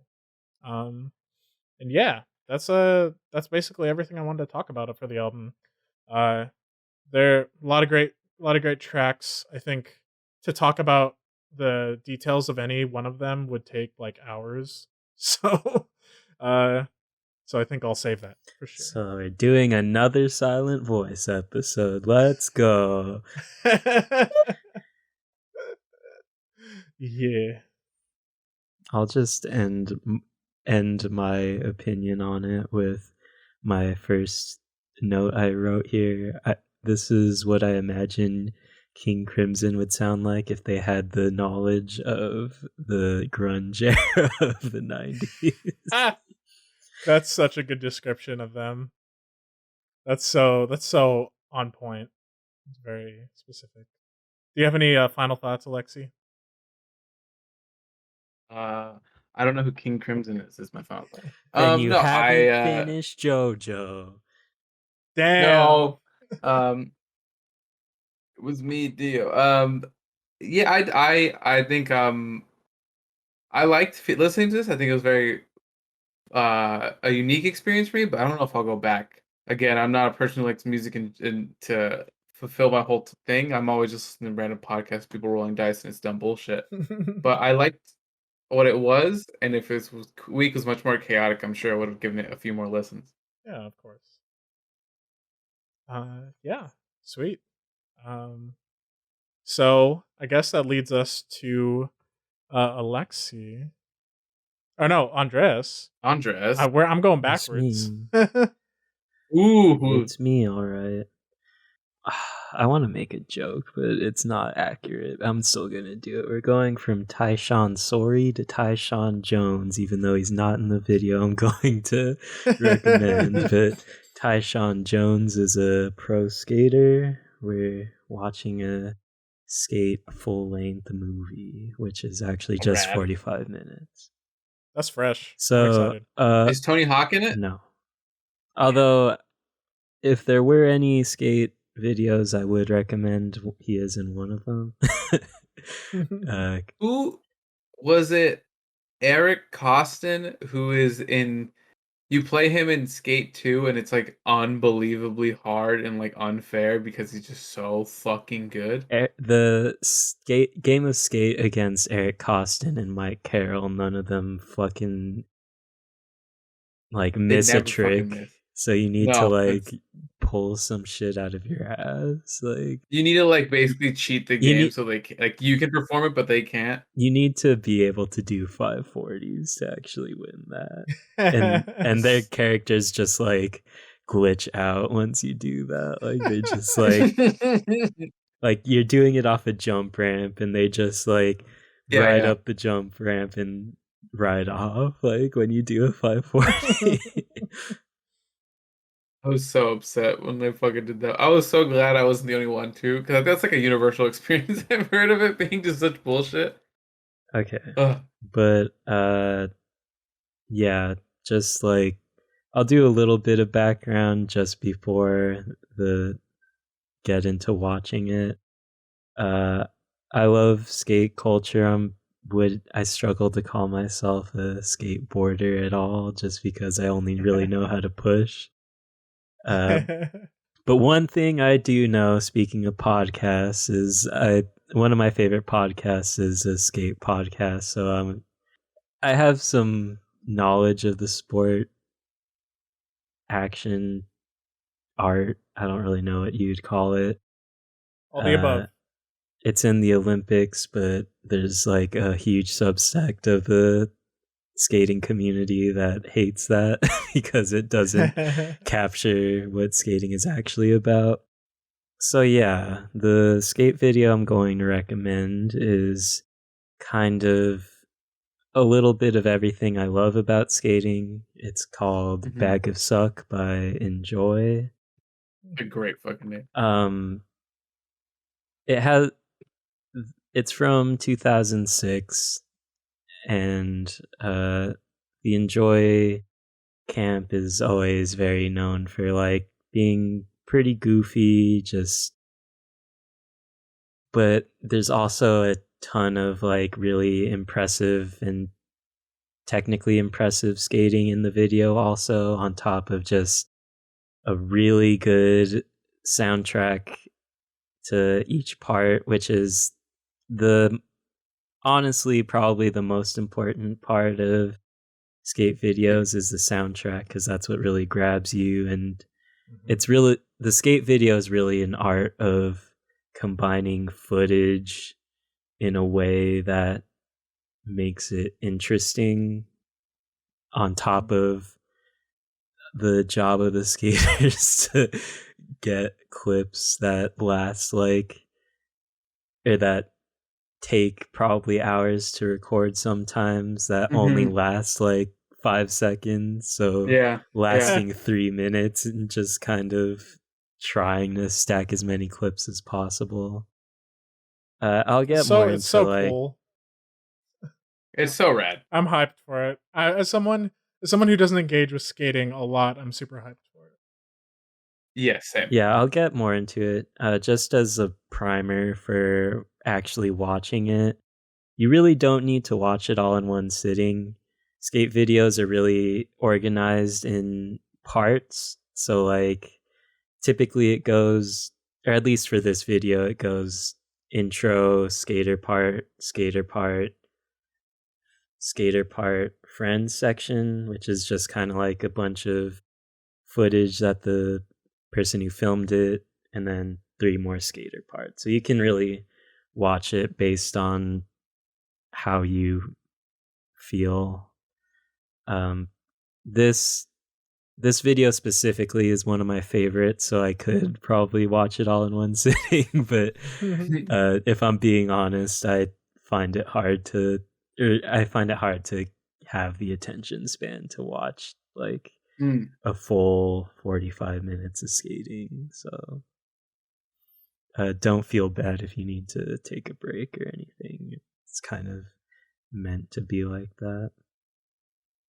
So I googled bag of suck to see if I could find it real quick, and I got to the onlineslangdictionary.com. Bag of suck, noun, something displeasing. That party was one big bag of suck. Submitted in 2010. So real good. Is there there's I'm seeing 2 here. Seeing Louis Barletta, sorry if I'm messing up your name, and Jerry Sue's HSU. Yeah, those are 2 parts in the video. Those are okay. Those are the most famous parts to come out of it. And also I have a story that Manny was a part of where I saw Jerry Sue and at something we went to, and legit started fanning out and couldn't go up to him. Did you say? No, I couldn't. Oh my god.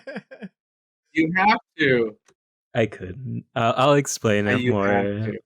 But it's on YouTube. I'll also send you guys a quote unquote YouTube link where it's a higher quality. Oh, thank you for that quote unquote YouTube link. You didn't hear it from me, but if you use Bing, you can find higher quality video files.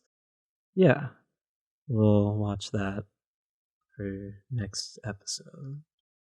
I'm afraid that by the time I get through next episode, I'm gonna be binging skate videos, absolutely binging them. They're so fun. It's a lot of fun. Yeah. I know that a lot of people's reference for skate culture is just Jackass and Tony Hawk. This has no real part to it, but I mean, I was between 2 videos. One of them is very kind of Jackass influenced, but it also kind of drags a little bit in my opinion. Whereas I just wanted to go with my favorite and test the waters to see how well an episode would go. So yeah, I love this video. I was also, part of the reason why I chose it is because I've only been choosing depressing things So I decided to go with some comfort food that I would watch in college when I wasn't feeling great. So it's okay. My next one will Madness is the root of all things. My next one will be depressing. So I got you. I swear to God, if what you recommended is what you mentioned the other day, I'm gonna get It will be. The audience is in for a treat 3 episodes from now. Such a wimp. That was great. Go listen to weird shit. Let's do some plugs. Follow us on socials at SustPod, wherever you can find a social.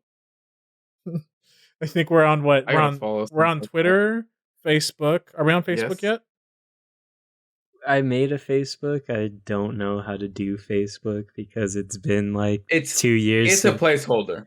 We will not be using Facebook. Yeah. That is just there so that way no one else takes it. It's been 2 years since I've and it's been way over 2 years now that I think about it since I just full on deactivated my Facebook. So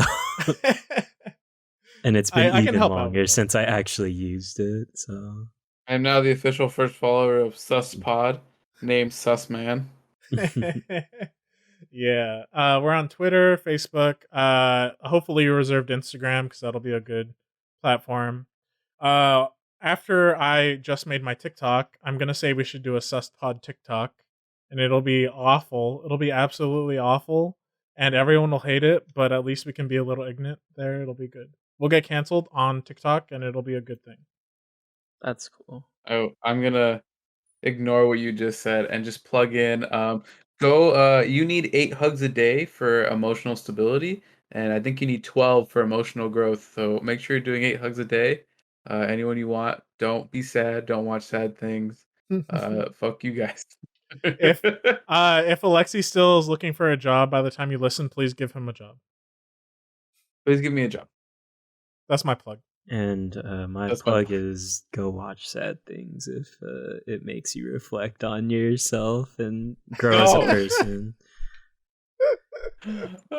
Or you could watch the podcast that I would mention, which is called The 9 Club. It's a great skate podcast, and you don't need to be a skater to really enjoy it. So, and you don't need to be sad. I'll plug in Glass Cannon podcast. They fill at least an hour of my day just about every day. So there you go. 9 Club has 3 shows now, so they feel like a good 6 hours of my weeks.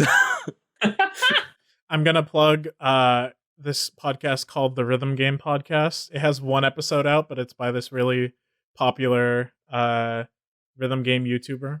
Go check it out if you like weird shit like Os. And Guitar Hero and random shit like that. Yeah. We're done.